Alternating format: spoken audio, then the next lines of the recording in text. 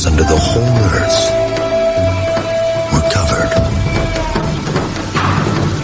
by this force of nature.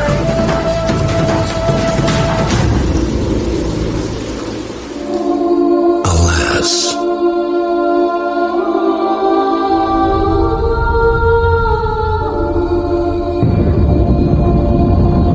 the rain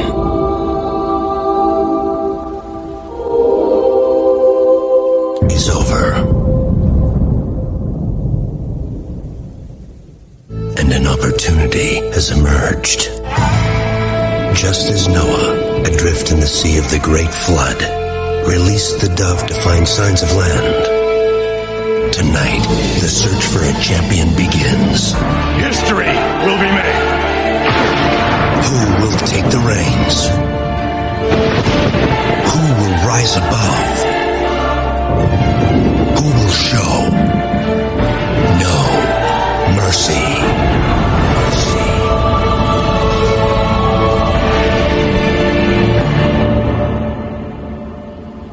Ladies and gentlemen, welcome to the least requested, least demanded, and the least downloaded wrestling podcast, PCW. This could be a long podcast, so strap in and shut up and don't be a little bitch about it. This is a master's.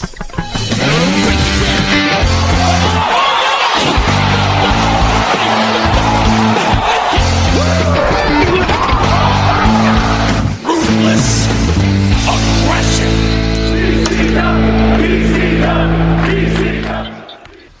Hey, welcome back to another episode of PCW, and I am your host, Semi-Dry Chicken.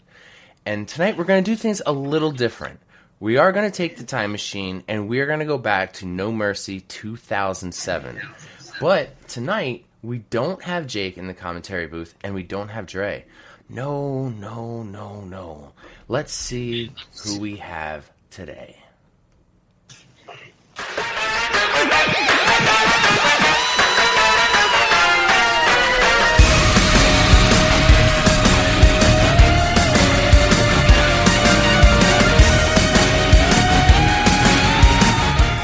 Andrew, welcome back to the show. Hello. I hope you will join me in wishing a very happy, very evil birthday, Hausen, to Danhausen. Oh. It's Danhausen's birthday. Oh, do we know how old he's turning? 30-something. 30-something. Well, if it's anything like his weight, then, it might be even older than that. Yes. I think he's 32, I want to say. Okay. 32. And also joining us tonight, back for another episode. It's been quite some time. Time to play the game. Time to play the game.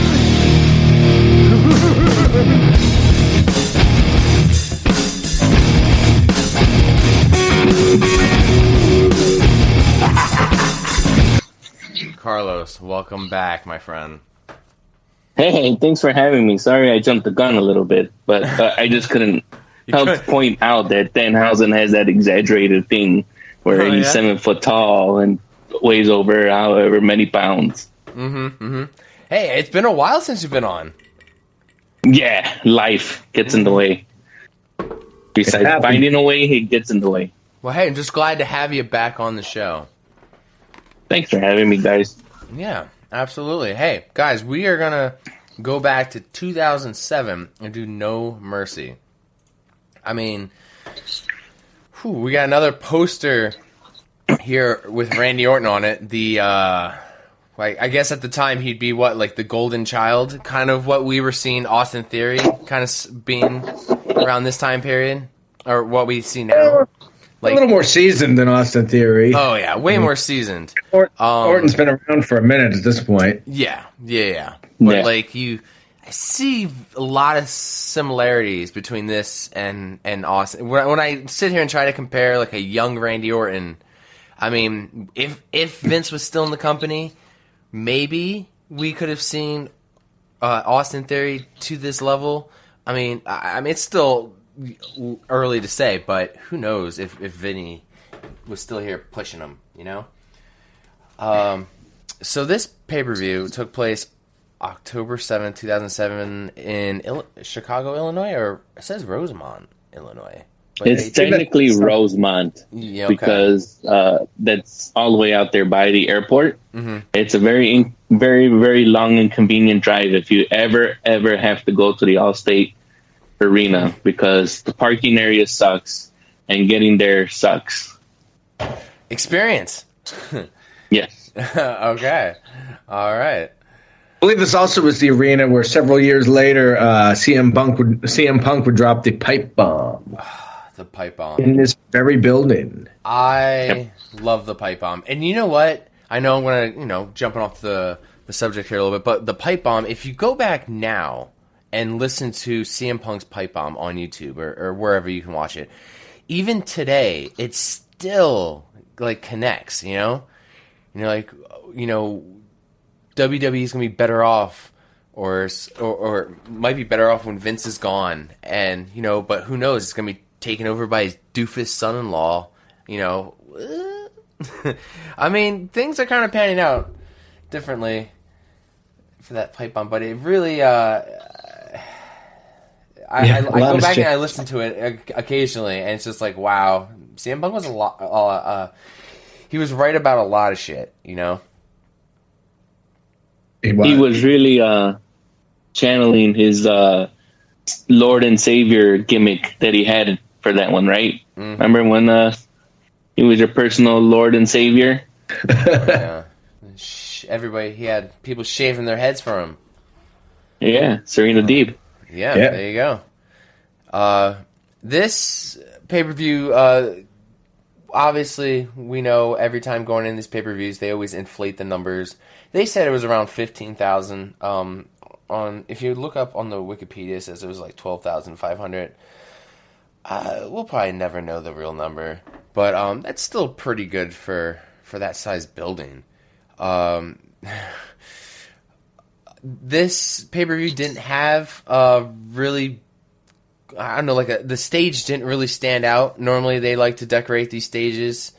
They have themes and stuff, but this one seemed like they really didn't put a lot into it because they didn't have a big stage for it that stood out, and they also didn't have a band or CD release. It was just a regular No Mercy song. Yeah, pretty plain Jane. No Kid Rock song is the official theme song. yeah. It seemed like a very we don't give a shit about this pay-per-view.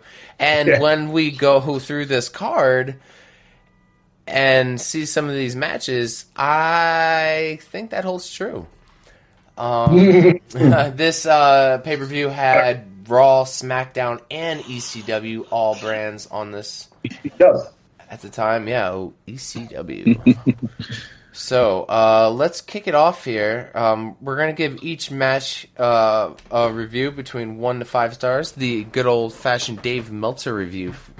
1 through 5 stars. We're going to go through all these matches, and then we're going to go back and we're going to do some awards. Did you guys... I didn't... It wasn't on Peacock, but there was a dark match. Hardcore Holly defeated Cody Rhodes in a singles match that took 5 minutes. I don't know if any of you guys remember that back in the day, because I don't. But Cody Rhodes, he was... who knew? Yeah, who knew, right? He's dark match, and look at him now. Definitely gets way more than 5 minutes. Okay, so... I read that had happened. I did not go looking for it, so I don't know if it's out there anywhere. It might be. It might not be. It may be lost to the ages. It might have been the greatest match of all time, and we never know. Probably not. Yeah. Okay, so we kick off the pay-per-view with Vince McMahon and William Regal coming out. And before that, we had a little cold open. And I would like to say one little thing about that. It was kind of a nice little cold open. Oh, the video promo package? Yeah, I could have done without the religious imagery. Yes. Especially because we all know that Lemmy is God. And we're going to hear Lemmy quite a bit tonight. and we've already heard him a little bit on this program. In fact, Yeah. But I hope that he had some kind of pay-per-play deal, because we heard him an awful lot. I just hope Lemmy's getting paid. Lemmy's I will play that getting video paid. clip in the beginning of the podcast so people can hear that god awful opening.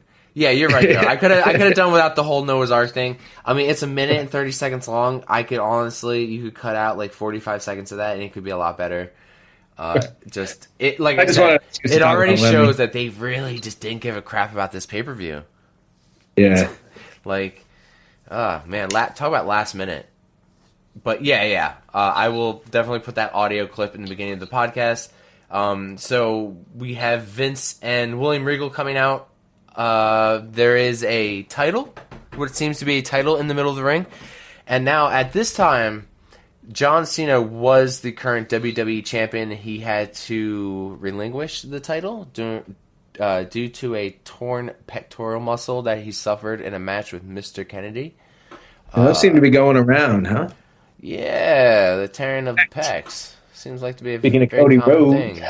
Yeah, speaking of Cody Rhodes, right? The torn pec. But, yeah, I mean, so we know now John Cena is indefinitely out for a couple months, even up to a year. So, he had to force to give up this title. Now, he was supposed to be in a match with Orton, I believe, in a last man standing match. That was the original card. So now it had to change.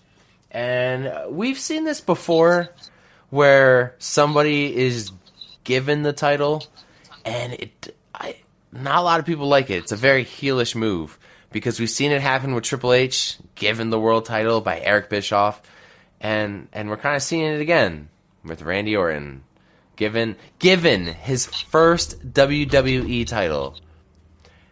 Right off the bat, this feels like an episode of Raw, not a pay-per-view, right? Yeah. I mean, I understand that way back in the dark ages of 2007, maybe the news of the Cena injury didn't travel quite as fast as it might in this day and age. Right. I mean, I assume maybe people were tuning in and didn't even know about it. But why the hell did this segment have to be 20 minutes long? I mean, seriously, we could have done all of this in 5 minutes and gotten the ball going. Well, it would have been 5 minutes if just Regal went out there. But then you had to have Vince go out there and get his pop from the crowd and just, be Vince. Yeah. Yeah, I mean, we got a classic. Gotta give the people what they want. Yeah. We're gonna give them what they want, and I love this classic voice clip I have here of him. I said, shut up and show this champion some respect. That shit just had me laughing. Just him, just shut up. Just classic Vince, Does anyone know? Because he does reveal the title, like it's a big deal. Like I mean, like I didn't see the need for it to even be covered. Is this when the title stopped spinning? I thought it was still a spinner belt. It was the spinner belt, but I don't know that it spins. Yeah, at one point they did stop it from spinning. I wonder if this was it. That's why they revealed it like they did. Because if it was just the title that John Cena literally just had, I mean, why would they present it like it's something new? Because that's just the way I thought of it, the way it was presented. I mean, I've said before, I've always hated this belt. Yeah, awful. It was an awful belt. It should not have stuck around as long as it did. It should have been a John Cena thing, stayed a John Cena thing. I'm all for a wrestler customizing their own belt the way they like it. We've seen it with Daniel Bryan. Even Naomi made one, a glowing one. I've seen some Austin, The Rock. Everybody's, a lot. The Miz. Fucking Andre had his own belt for the 10 seconds he had it. Yeah, and Edge also did it. The rated R. Yeah, Warrior put different color straps. Yeah. I've always liked that, and I would hope later in the future we can see more of that. Wrestlers being allowed to do that. I always thought it was nice, and not only that, it made sales. Like it would make more product to sell, like more belts for these guys to sell. But like I never said to any of my friends, like, dude, I cannot wait to get that fucking spinning belt. I'm a WD-40 that thing every day so it spins forever. No, I always wanted the world heavyweight title, the big gold belt. That's the one I always wanted, you know? Like this just feels goofy. Like I just don't take that title. I mean, even though it's supposed to be the most prestigious title in the company and it's the one that's always been around, we've had just shit versions of it, and it's a long ways from now until it gets changed again by The Rock, finally. But so yes, Randy Orton is now the 2-time heavyweight champion. We did review his first world heavyweight title win, and now we're reviewing his second one. So Triple H comes out. Right, and now looks like we're having a feud still with these two. But this time, Triple H is the face and Orton is the heel. And I think this is right around the time Triple H was also in DX or just getting out of DX. I'm not quite sure. I think it's when it's already passed. Yeah. Okay. Because there's still people like I think I've seen a couple of people wearing the newer DX merch that they pawned out there. Yeah. I mean after the second run with Shawn Michaels, I wonder if this is after that because he doesn't stay face very long. Triple H he always worked better as a heel. I mean, he's a heel. I mean. It was weird seeing babyface Triple H not doing the goofy DX shit. Like he wasn't a non-DX babyface very often. Yeah, it's very rare. I remember when he came back from his quadricep tear, that may have been like another good baby. That was probably like one of his best babyface runs. Winning both titles, beating Jericho at WrestleMania 18. Yeah, but. Mm-hmm. Yeah, this version, Triple H kind of gets the shaft here. I think by the end of the night, he does say a line that I thought was kind of funny, referring to like you don't want your second title run to be shorter than your first one, and I thought that was kind of funny. Which he also ended. Yeah, which he also ended exactly. Yeah, it's like Triple H also ended that. Took that title from you too. So it was only like a month, right? Yeah. He gets the belt. He turns babyface. He's a terrible babyface, and then in a month, Triple H is taking the title from him. Yeah, because I do recall Triple H still being a face, and didn't John Cena come back early at the Rumble then that year? Yeah, they say he's going to be out 6 to 12 months, and he's back and forth. Yeah, like Super Cena mode, just making it back. So yeah, they decide to have a match right off the bat, which, I guess at the time, like to be caught off guard, not knowing, like you said, like with the internet and stuff, like we didn't know what match was going to happen. Like we find out that John Cena's injured, and as fans, like we don't know who's gonna replace him in that match, and then we end up getting Triple H in the very beginning. And at the time, I'm probably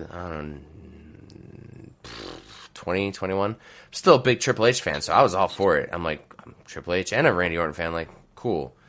They get 11 minutes 7 seconds, but honestly, it's just your standard match that you would probably see on Raw. Like, I really didn't find too much, like, that stood out.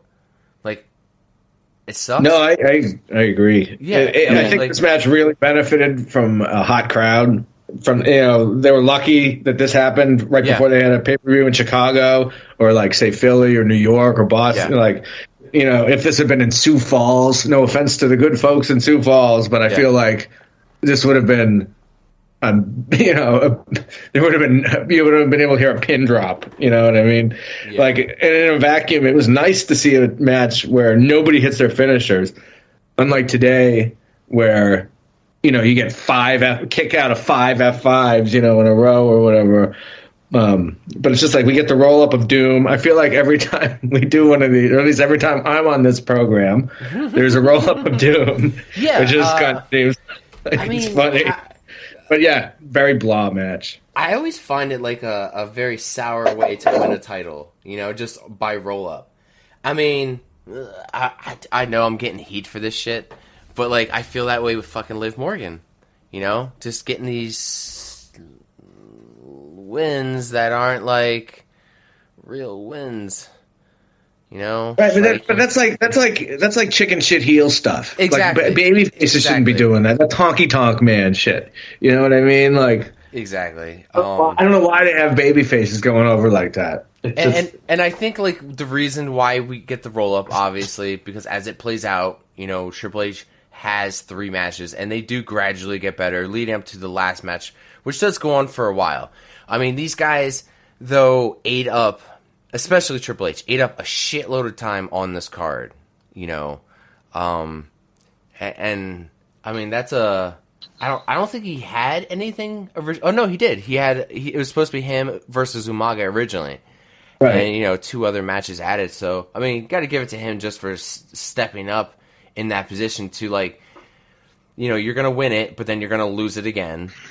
And that all just seems so unnecessary. And especially and I guess by the end of the night you get the heat back on Orton and everything, but Orton's now lost 2 pay-per-view matches in a row to Cena. I gotta believe the original plan was for him to win the last man standing match with Cena, but now here he is losing a 3rd pay-per-view match in a row to Triple H. And it's just like, and does Triple H really need Does he really need a 2-hour title reign? Like what? No. Where does that? What does that do for anything? No, just numbers. Just seems very unnecessary. It's just numbers because this is, I believe, Triple H's 11th title win, and WWE title win, and that's just made me think of like Flair, because there's gonna be people who are gonna argue, but there are some wins that Ric Flair had that are just like not book-worthy, I guess. You know what I mean? Like, come on, dude. Like, you were champion for, like, what, an hour? Like, and that's really going to count? Like, but what were you saying, Carlos? All I was going to say is just, the character and the reputation Triple H has. Mm-hmm. So, out of everyone that was on that card today, who do you think would have been able to take the title from Randy after he was appointed as a champion and still lose it to him later and still remain strong? Mm-hmm. Yeah, but I don't know why they have to do this at all. Yeah. You can still have Triple H have to face Umaga and then face Randy in the main event, for the title, whatever. Yeah, I don't know. This early I think it's because of they needed to eat up time, just like you're talking about. If we take away, but then you have all these 6-minute matches, you have this match, you have the Umaga match, and then you have the match at the end. Triple H is out there for 50 minutes, an hour? Yeah, just about. He's out there for almost half the pay-per-view.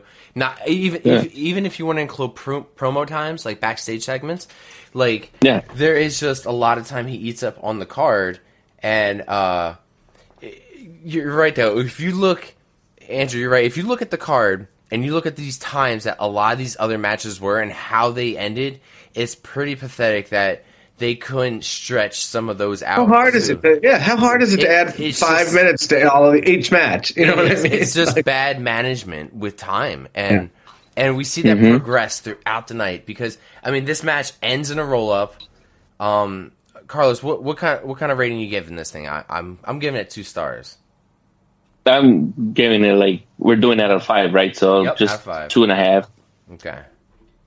Yeah, it's just a standard match. It wasn't meant to tire anybody out, just to get the crowd going. You see how they start off this match fast, and then eventually they slow it down because they probably told them, "Hey, slow it down. We got more time." And then eventually finishes strong to give you that quick roll up, because it doesn't diminish anything as far as them having to take more bumps or anything like that. They just get the quick roll up, get out of there, and then get ready for the next one. Mm-hmm. Yeah, I'm at 2 stars too. It felt like the opening of Raw, not a pay-per-view. Yeah, I mean, we totally could have gone without this match. Like, you know, they could have had the promo in the beginning of the segment, and then like, all right, well, later tonight, you know, I'm the guy with the last man standing match for this title. Like, it's just gonna be and if you want to shit all over Triple H, you can still make him face Umaga. You know, exactly. So he's beaten down before he has to face Orton. You know, like. Man, seems unnecessary. Yeah, seems unnecessary. Damn right. All right, let's move on for this. I mean, it's like they hit all the moves right. There was no botches. There was nothing that like stood out that made me think it was an awful match. It was a decent match. It's just it was so fucking unnecessary. And like I'm always thinking of like the stamina of some of these guys. I'm like, damn, like.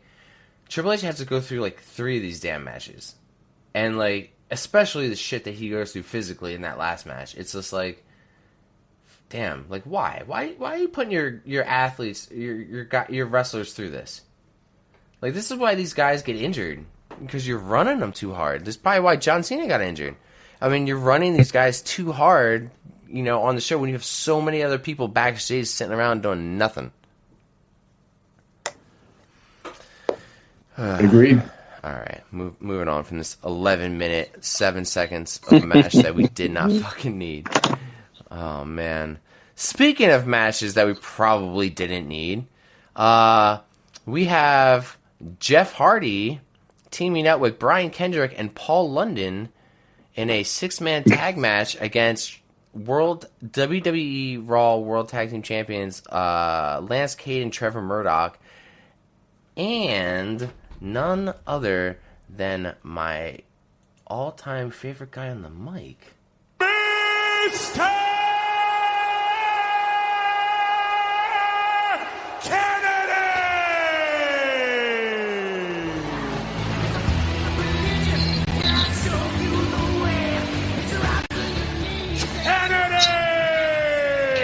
Kennedy! And that's the best part of that fucking match, because that's all I could think of that match is like, that was the best part. It was just Mr. Kennedy coming out.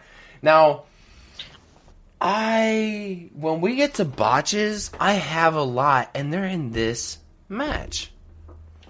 Now, I don't know if Jeff was drinking at all before this match. I don't know if anybody else caught a bunch of the botches that Jeff made. Jeff went to jump at somebody that wasn't there at one point, and I had to like rewind it again. I'm like, he went to go jump on, I think it was Lance Cade, and he wasn't even fucking there. I mean, there was just a bunch of stuff I saw him messing up. These are all good wrestlers. It's just it seemed like an unnecessary 6-man tag match. Just filler. 8 minutes 5 seconds.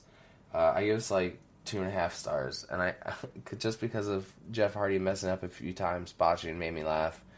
Paul London and Brian Kendrick, I always thought they were a pretty decent tag team together. I was never I hated their outfits because they just wore these long shorts. They look like when the Iron Sheik was tag team with Nikolai Volkov, and he wore those shorts. Remember? Yeah, they look like a '90s version of that. Yeah, or it's like my 8-year-old godson wearing my pants. Like it's like, dude, like these don't fit you. It's like they were in the back, and Vince was like, "This is all we got. Just you got to wear Andre the Giant's pants. That's all we have." Yeah, like. What the hell? We've said on this podcast before, I don't think any of us... Spoiler alert, not worse dressed. Yeah. I don't... I don't think we have any Trevor Murdoch and Lance Cade matches that are memorable, that are, that stick out. I think we mentioned that last time we had them on an episode. We talked about Mr. Kennedy through and through. I mean, I always thought he was a good guy on the mic. I think if he didn't fail piss test and didn't get injured as much, I feel like he would have been something way more in this business. I really liked Kennedy, but he just, there was just something missing from him. Like, you know, they say guys have it. I don't think he had it. You know, he was real close. Yeah, I'm trying to remember what liked the him finisher a lot. was. Don't get me wrong. I'm not here to shit on him, but I feel like he just, I don't know, he maybe tried too hard, or I don't know. There's something missing from him. I don't know. I totally agree with Andrew. It was just the presentation from creative. I don't know what it was, but for me, he was just always missing just something. I mean, it seemed like they were pushing that guy to the moon because he was United States champion. He was Money in the Bank. You know, between 2006 and 2007, he was being pushed. You know, and then he was all set to be the illegitimate son. Yeah, and then you know, did he get hurt or did he piss hot? I think it was a drug test that he failed. I think and then they pivot the Hornswoggle. Like, what the then fuck? everything, like every storyline that needs to be wrapped up is always wrapped up with Hornswoggle somehow. You know, Raw general manager, anonymous Raw general manager, fucking Hornswoggle. You know, like at least he wasn't the chosen one. Although he would have been better as the chosen one. Yeah. I agree. Was that what it was? No, what was it? The ministry guy, was that the chosen one? What was it? The higher power. The higher power. That's right. Thank you. Yeah, and Mr. Kennedy is now 46, so I mean, I don't know if he's ever gonna be coming back to WWE anytime soon, but I mean, I wouldn't mind a quick, small run. I mean, sometimes I think of guys like MVP. I was like, man, I think MVP did pretty good with his last run recently. I mean, I didn't think he would be good as a mouthpiece, but I was surprised. Sure. Yeah. So. Yeah, they kept saying this was a bonus match. For who? But it felt to me like another Raw match. Like, I feel like I'm watching an episode of Raw, not a pay-per-view. If they wanted to add some intrigue to this, I thought if Kennedy was like a surprise entrant or something like that, I thought it might have been better if he came out and challenged Hardy for the IC title and said, let's make it for all the titles. I thought that would have been a nice little wrinkle to it. Maybe make it, my dog's going crazy.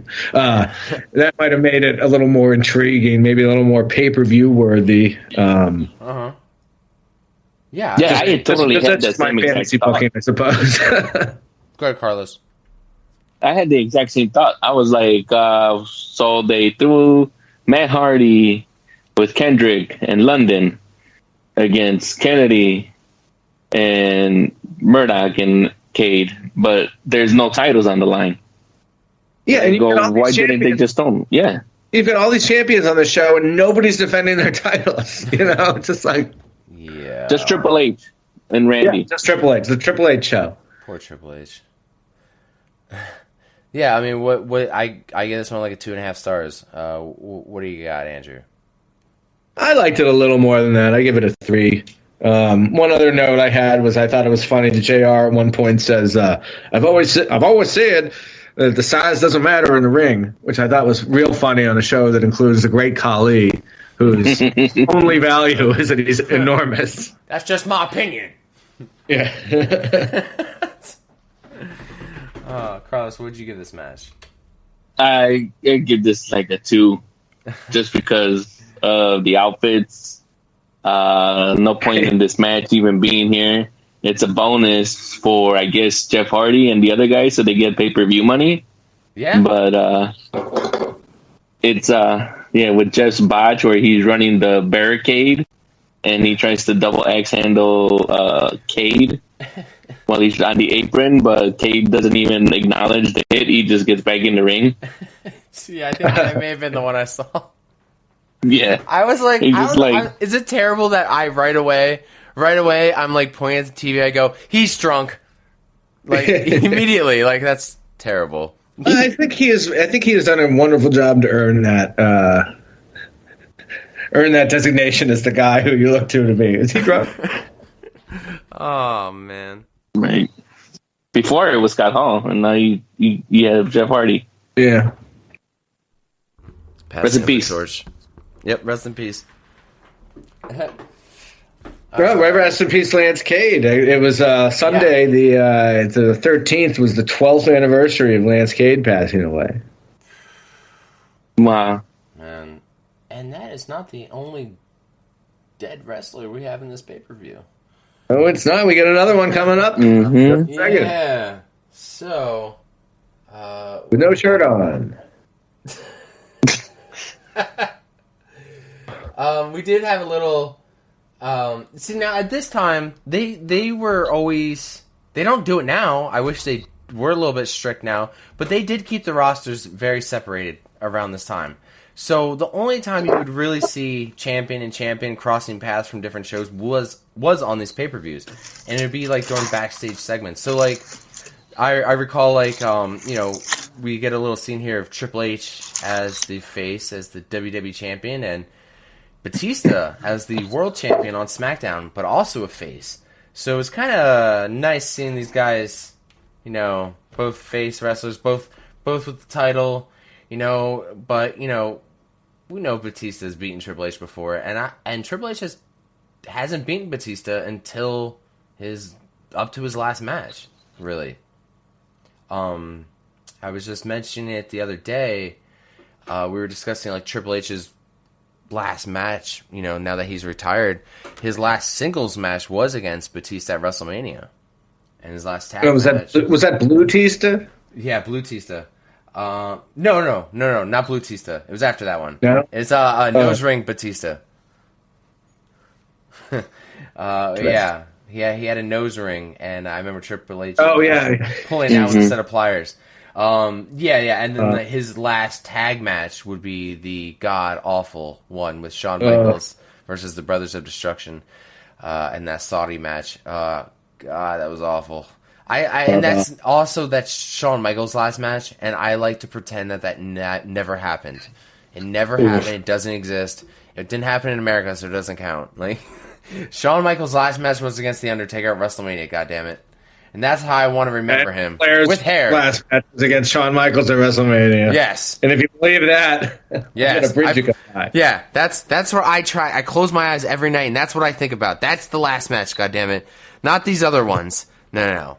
Those are the ones that make you cry. Those are the ones that make you feel emotion. Those are the ones that are worth it. Those are the ones you talk about. Not the fucking ones that are actually their last matches. Oh, God.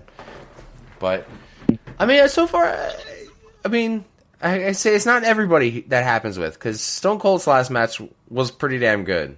His most recent one. And to think, out of all people, I never thought Stone Cold Steve Austin would ever, ever, ever get back in the ring to wrestle. Let alone wrestle Kevin freaking Owens. That was awesome.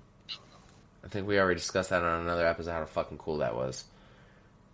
Yeah. See, it's so cool. We even talk about it when we're trying to talk about a pay-per-view in 2007. 6 months later. Yeah, right? 6 months later, still talking about it. And still talking about how that he stunned Vince in the most god-awful way. Worst fucking stunner. Vince has to be the guy who's taken the worst fucking stunners in history. And I don't understand. And if anybody in the company, he should take the best stunner. But no. God damn it, pal. I do it right, everybody else is doing it wrong. Yeah, that's exactly what it is. God damn it, Austin, you're not doing it right. Man.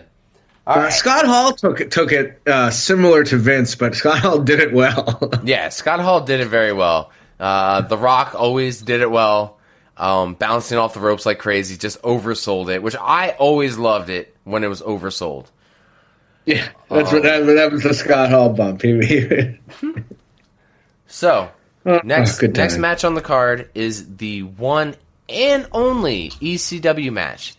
Now, to show how much that they appreciate the ECW roster, how much they appreciate the ECW champion, how much they appreciate guys like CM Punk, they get 1 minute and 37 seconds. So if you got up to take a piss, you may have missed this entire fucking segment. And consider yourself lucky. Yeah. CM Punk is the ECW champion at the time. This is, yep, you're right, before the pipe bomb. This is before we get Cult of Personality theme music, before before a lot of things. So it's like CM Punk at the time. I was a fan of CM Punk. I have these CM Punk shirts in my closet. I was a fan, but like I wasn't believing he was a main event superstar, even though he previously won a world title. Now he's the ECW champion. Like I just wasn't still on board until his feud with John Cena. Because that, to me, elevated CM Punk to a whole nother level. At least to me, it did. Like, that's where I remember CM Punk being, like, the wrestler that I see him as today, That's when I became a real CM Punk fan.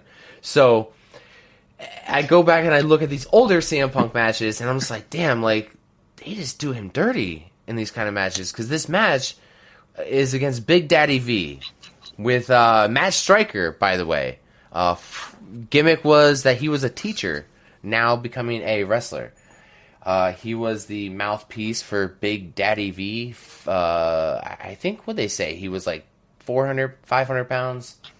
About that. They claim they said 5. Yeah. I don't know if it's an over-exaggeration, but if anybody knows the wrestler Viscera from the Attitude Era, or maybe Mabel, who won King of the Ring. This is Big Daddy V, and really, it's just him without a shirt. You get to see all his wonderful tattoos. There is a god-awful move where he throws CM Punk down. CM Punk is on his stomach. Big Daddy V is on top of him, like a sandwich, and he's just spinning around.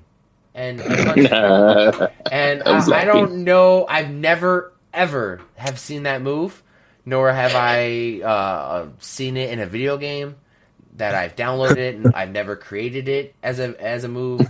I don't know how effective it really is. All I could picture is just CM Punk getting tons. I wouldn't want to take it. Yeah, I can just picture CM Punk getting tons of tit sweat all over his back, and just tons of just disgusting.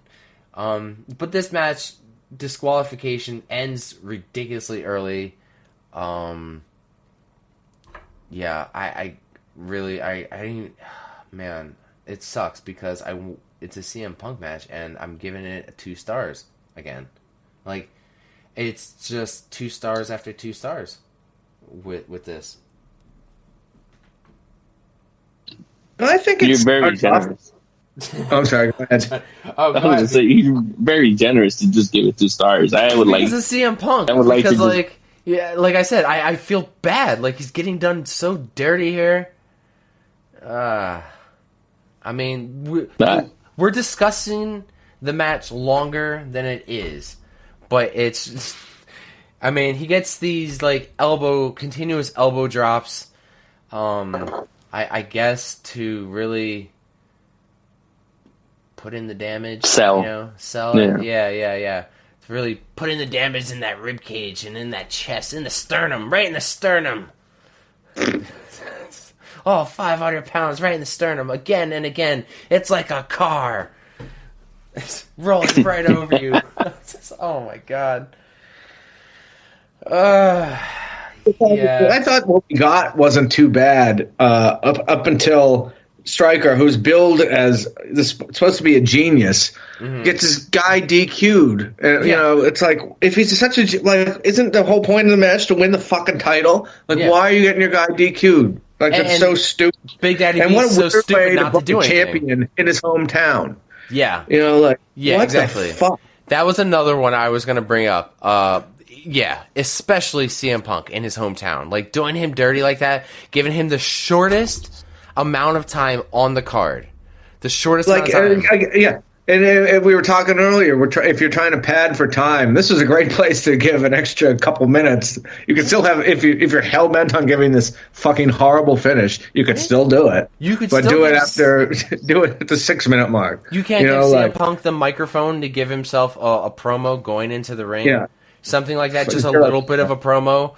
in his hometown to get the crowd fucking crazy hot because, I mean, he did get busted. Well, it looked like his lip got busted open because he was bleeding.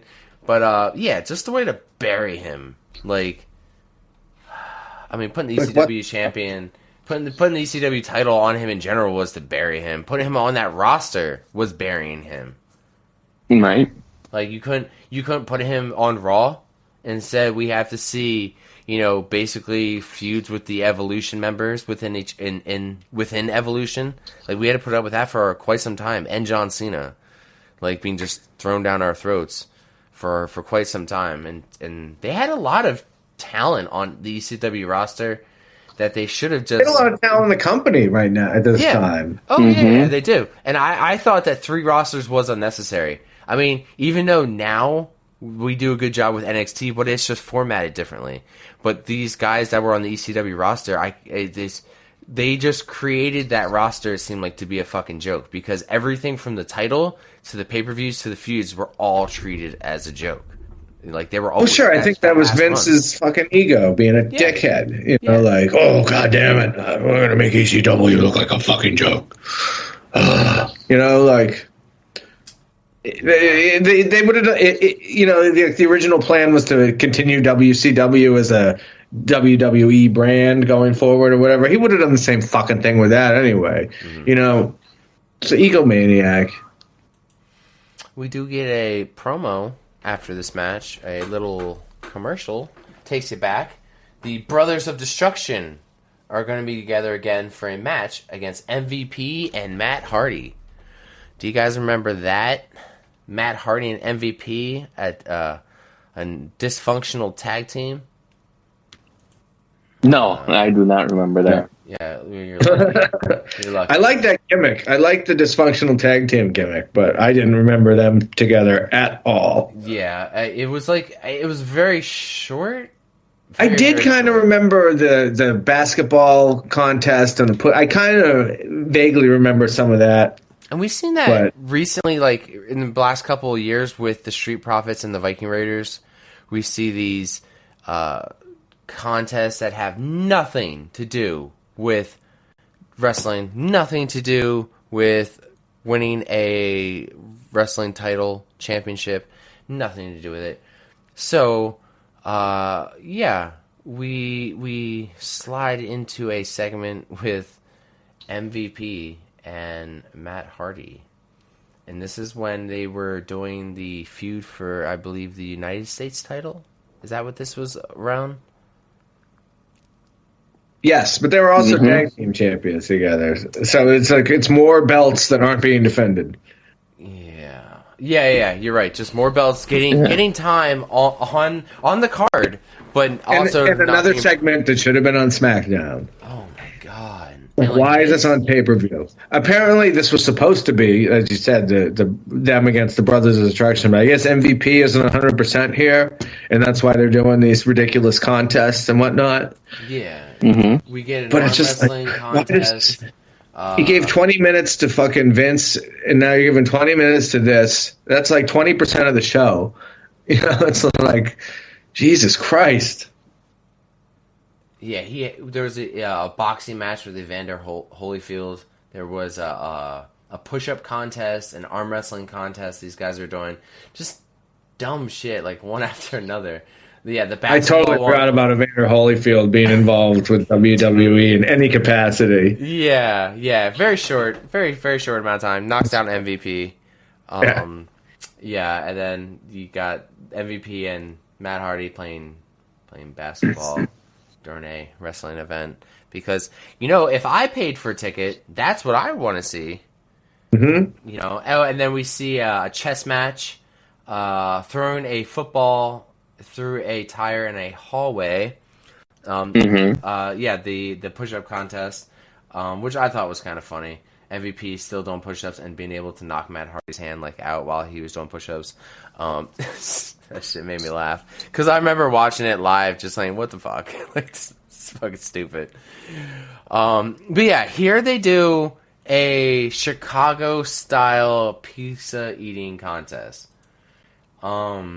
And it's hosted by Taz, and they have two female wrestlers come out, and I don't know if they were they were wrestling at this time. Melina and and Maria.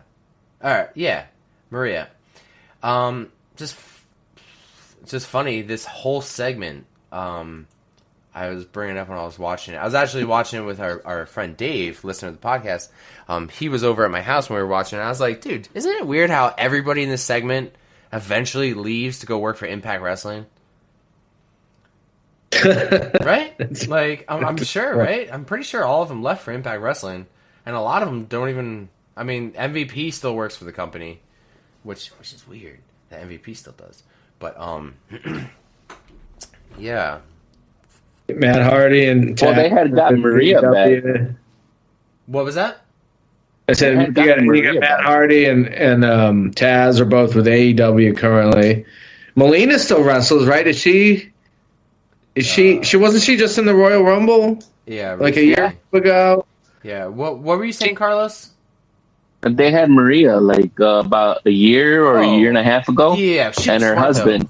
She got pregnant and then she came back and then got pregnant again. And got paid for the whole thing. I was like, clever. Whether it was planned or not, clever. But yeah, they were, as soon as she got back though, they were let go.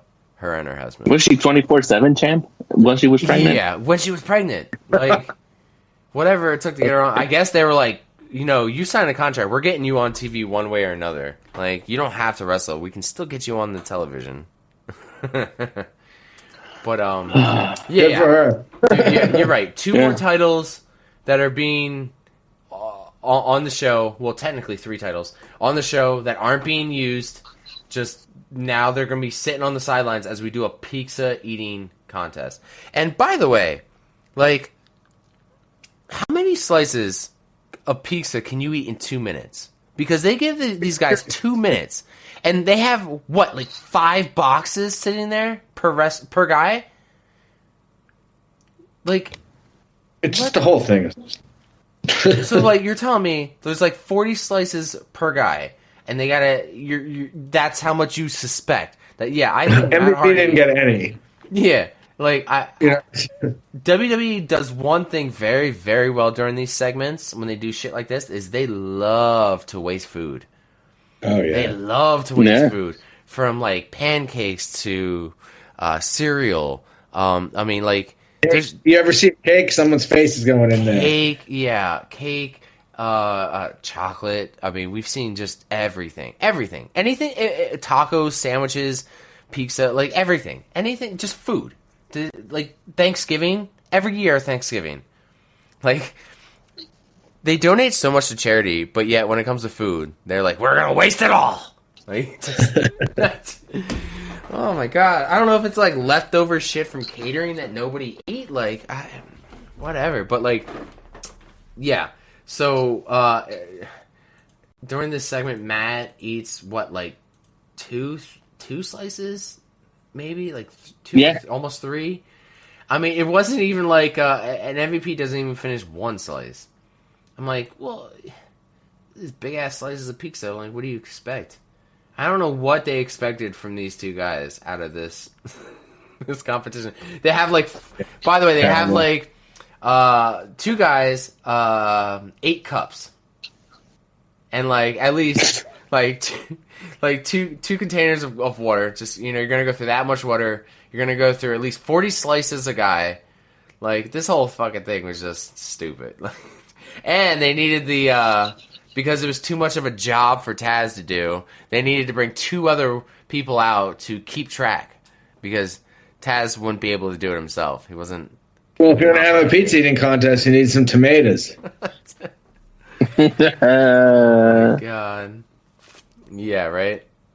That was one of his comments. But this is ridiculous. So much waste. Yeah, it's horrible. The only worthwhile thing in this at all was MVP did have some great mic work leading up to it, which was pretty good. Yeah. And I liked how he said like something about I'm better than you, I'm younger than you to Matt Hardy, and MVP is in fact older than Matt Hardy, which I thought was pretty funny. Yeah, I like that but one. But I had Google it. Yeah. I mean, the girls look good, so I mean, yeah. that was also not too bad. I mean, this is Maria pre-pregnancy, pre 24/7 champion. Yeah, so, but you get Melina and she doesn't even do her entrance. It's just like I know you robbed us of that. I think it's because she was wearing jeans. She's wearing denim. Yeah, didn't want to. That could have been embarrassing. Didn't want to risk the splitting them. I mean, I get it. Oh man. Okay. So let's move on from this awesome match. We get a video package of Triple H and Umaga. Basically, like it's basically the feud is between Vince and Triple H, and Umaga is the muscle. So yeah, he's. I mean, this the muscle for Mr. McMahon, who never seems to win. Yeah, and I've said it before. Like Umaga, I feel like is one of those wrestlers they missed out on as maybe like a potential like heavyweight champion. Especially, I think it's pronounced Umanga. Umanga. Only if you're Regal. Yeah, only if you're Regal. Umanga. But yeah, I mean, this guy had. I mean, from what I remember. This guy was billed as a monster. He was undefeated for the longest time, and he was Intercontinental Champion for a hot minute. They pushed him like to the moon. He had a mouthpiece. They had him in high profile matches. I remember and I quit match with John Cena. I remember he was involved in a WrestleMania angle with the former president of the United States and Hall of Famer Donald Trump. But and Vince and our current United States champion Bobby Lashley, but he took part in a lot of things. But I was just surprised they just never pulled the trigger on him being champion. Well, they saddled him with this racist ass Samoan Savage bullshit gimmick, and it's just like, what the fuck, like if they. Talk about creative doesn't have anything for you. I mean, he had a nice run as Umaga, don't get me wrong, but it's just like, what the fuck, man? Like, we really doing this savage bullshit in the 21st century? Do you feel like this run was better than his 3-minute warning run, though? I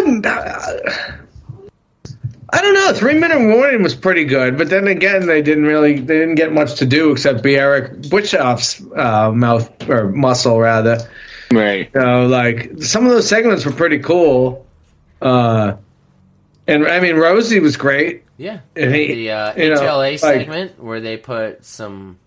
Yeah. And then they put some. I think they put some Mae Young maybe through a table even some good. Well, who didn't? Yeah, right. If there was a table, Mae Young was going through it. He just seemed like he got just bullshit, stupid Samoan Savage shit, and it's a shame. I think he had a lot more to offer.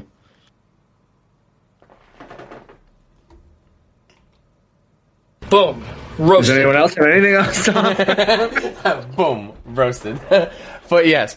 No, you're right. But this match was very just like I don't know, dude. Like this was another boring match to me. I mean, I don't know if they were just making these matches boring because they're leading up to the big one, but it was a little bit better than the last one. I give this one 2.5 stars. What notes do I have here? Do I even have a lot of notes? Oh my gosh. I thought they had more fucking it was like inconsistent booking where they get the Samoan guy who you can't hit him in the head because that doesn't hurt him, but then oops, he hits the ring post and a pedigree and then it's over. Exactly. I was going to say, yeah. That's why the finish was... Can you not hit him in the head or can you hit him in the head? Which is it? That's his soft spot. Like, yeah, you can't do that. But yeah, pedigree and done. That was it. 1, 2, 3, clean pin. I think this is when he started losing. Like after WrestleMania, he started like losing a bunch of matches after this. His build wasn't as good. We did get the King of Kings remix version of Triple H's music, so that was good. Yeah, I did You know, be always serious when that comes out. Yeah, I did always like the King of Kings. Because then there was a point where he would just use it when he was a face. And then when he was a heel, he would use the other one. You know.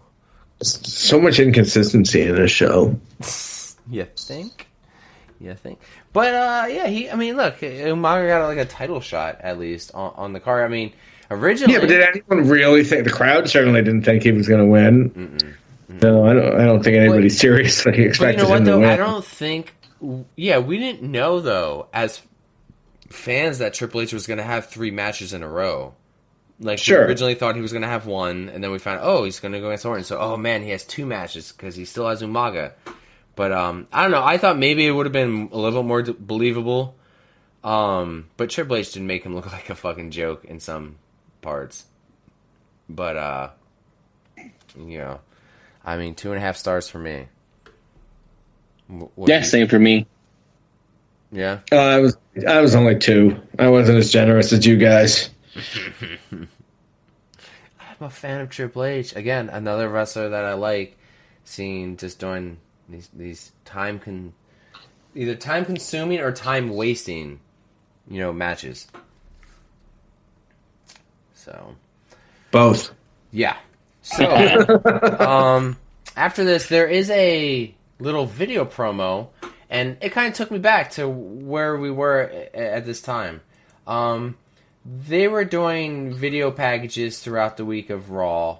They would put up these codes, and at the time, you would try to have to decipher some of these codes. People would record them on VHS and pause it and try to read some of these codes. We didn't have Twitter to go to. We didn't have Reddit. We didn't have Discord to go discuss with this shit. So I had to run all the way down the street to my friend Ron's house and be like, hey, dude, what the fuck is this? Who do you think it is? And we came to the conclusion, especially after this, that it was Chris Jericho coming back. We've seen... There's nobody who does it better, I always thought, than Chris Jericho, who leaves and comes back and totally reinvents himself and keeps up with the time. I mean, he's done it all the way up to, AEW, that he's still relevant, Yeah, I totally agree with that, but that's his gimmick now, is that, I keep reinventing myself. Yes, it's like, right. And now it's like now he's thing. Jumped the shark a little bit. Yeah, now it's his thing, and I think it's going to be that way until the end. I always hope that he ends his wrestling career in WWE, like his official wrestling career. I mean, never say never. I mean, he's still wrestling. Yeah. So never say. Yeah. I thought it was funny that. Did we lose Carlos? Did we lose Carlos? Oh man. Okay. Well, hold on here. We're gonna pause for the cause. All right. All right, and we are back. We got Carlos back. We found him. He was wandering around in the back. We found him. He wasn't booked. Creative had nothing for him. Yeah, creative had nothing for him, so he left. And I had to come back and I crashed my car on the way back in. No, but let's not talk about that, or even acknowledge it. Oh man. So we have our next match of... Oh, wait, did you guys have anything else for that Y2J? Little promo? Little vignette? I just thought it was funny how in the opening segment the crowd was doing Y2J chants, and Vince was like, well, I'm not going to give you that. Lies! But clearly you are going to give us that. Liar! Just not... Yeah, I don't have anything for it. Yeah, obviously it was Jericho. The Ayatollah of rock. Yeah. So, okay, so after this we have Finlay versus Rey Mysterio to another no contest. 9 minutes of something that doesn't end. Something like another no contest. Rey Mysterio, another guy who's currently on the WWE roster with his son. little Dominic. Ugh. I like Finley's a producer, isn't he? a what? I think Finley's a producer, is he not? Yeah, I still think he works Now, yeah. Now, yeah, I know he was working a lot with the women. Yeah. Yeah. So, because he doesn't wrestle much longer after this, before he starts becoming backstage, hands-on. I think I remember him as, like, the United States champion, maybe once. He was always paired up with Hornswoggle, of course. Just another Vince gimmick, like, oh, he's Irish. Put him with Finley. Yeah, make him a leprechaun. Make him dirty all the time. Why? I never understood that. I'm surprised he wasn't a drunk. Yeah. I never understood why he just had like whiskey. Yeah, black. Like, well, they don't ever want to bring real life things into the character. Yeah, right. Now, Hornswoggle looks like a miniature version of AJ Styles. Then he did, right? AJ Styles looks like a Karen. Oh, man. I mean, it's true, though. If you look at Hornswoggle now, if anybody's listening to the podcast, just take a second, pause, look at Hornswoggle now. He looks like a smaller version of AJ Styles. And AJ Styles is pretty small, so to see an even smaller version is funny. But, yeah, I mean, this match... I did like Rey Mysterio's outfit. He had like it looked like something like the Joker, I guess, almost Joker-esque like type outfit. He has a new outfit every pay-per-view. And he really only wears them like maybe once or twice. It's rare that you ever see Rey Mysterio like recycle an outfit unless it's a special occasion. But just to think like how not only how expensive that is over the years, but like where the hell does he store them all? Like, there's no way he keeps them all. I actually just read something about this where he was talking about all the shit he had in storage and how that weird like plasticky material that like this particular outfit is made out of has like totally degraded, and like half of the shit he had is just like totally fucked up now at this point. Man, it's like looking at old Muppets from like the 60s. Yeah. This is like looking at old cast members from the movie The Labyrinth. Like, just they're all disintegrated and broken down and dried up. Like the old Michael Keaton Batman suit. Like, I get it. But, yeah, it's just weird that he only wears some of those outfits for like one pay-per-view and then like that's it. But he's had a lot of good ones over the years, like all different types of cosplay from like all different types of superheroes. I really liked he had like a Flash one, a Spider-Man, a Daredevil one, which I really thought was cool. Just like so many different versions, a Joker version, Wolverine. Yeah, he had a Wolverine one. There's so many cool versions of it. And this match I thought was all right. Until it got to the end. I mean, I thought it was, this match would be pretty good. Rey Mysterio, young Rey Mysterio. So, a lot of his reverses are pretty quick and fast. You don't see a lot of those kind of moves today with him. Fit Finley at his fittest, maybe? It was Fit Finley at his fittest. But just the way he handled Rey Mysterio, was tossing him around for his size. But Rey... what seemed to make it look like a botch. He attempted to do a 619 backwards when Finley was facing the other way, and he ended up doing a leg drop on him from the outside of the rope, and Finley fell hard. And he sold it pretty well, whether it was an accident or not. He sold the slamming of the back of his head on the mat pretty well, because when I first saw it, I was like, oh damn. So yeah, Finley selling it very well. They get like, the medics come out and they bring out the stretcher, which I thought was funny. Bring out the stretcher because sometimes I don't know. It's so hard to buy it sometimes, like if it's a real injury or not. and they bring out the stretcher. They throw the X up. Yeah, they don't throw it. Well, I don't think you know when the camera focuses on it, you know it's not real. Yeah. They see the ref throw up an X sign, but yeah, they start carting him out, and Ray like the whole time is like, oh my god, oh I'm so sorry. We were just playing. It was just oh my god, Mom is gonna be so mad. Oh my god, like just. It reminds me of like me and my brother like wrestling and then just taking it too far, and then like just hitting my brother a little bit too hard. Somebody really gets hurt, and it's like, oh my god, we were just playing around. And like, this is the little sister move. My little sister used to do this shit to me all the time. Oh, you hurt me, and I go, oh, I'm so sorry, and then whap right in the balls. So your sister waits until she's about to get into the ambulance, huh? Wait. Oh yeah. But yeah, Finlay. He got the neck brace on, and as he's going up the ramp, just like, fuck it, and he gets up, and he just goes and attacks Ray, and like throws him into the barricade, kicks him a couple times, tosses him around, just sold it so well, and Ray just lays him out, But, no contest. Another shit ending. 9 minutes, though.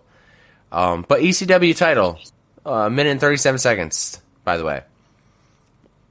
So ECW title, are you on crack? That was the last match, or that was two matches ago. Yeah, that's what I mean. They got like they only got like 1 minute and 37 seconds, okay. and these guys got I'm on 9 minutes. Never But mind. but I mean, like, not you. kind of wanted a clean finish here, but whatever. Also, I don't know if you guys notice when they do that scripted botch work. Finlay actually looks up and looks at the camera when it's panning in, when the ref is about looking away to call for the medic and do the cross. See, if I you thought go that back, Finlay looks up and looks at the ref, and then he goes back down like he's still hurt.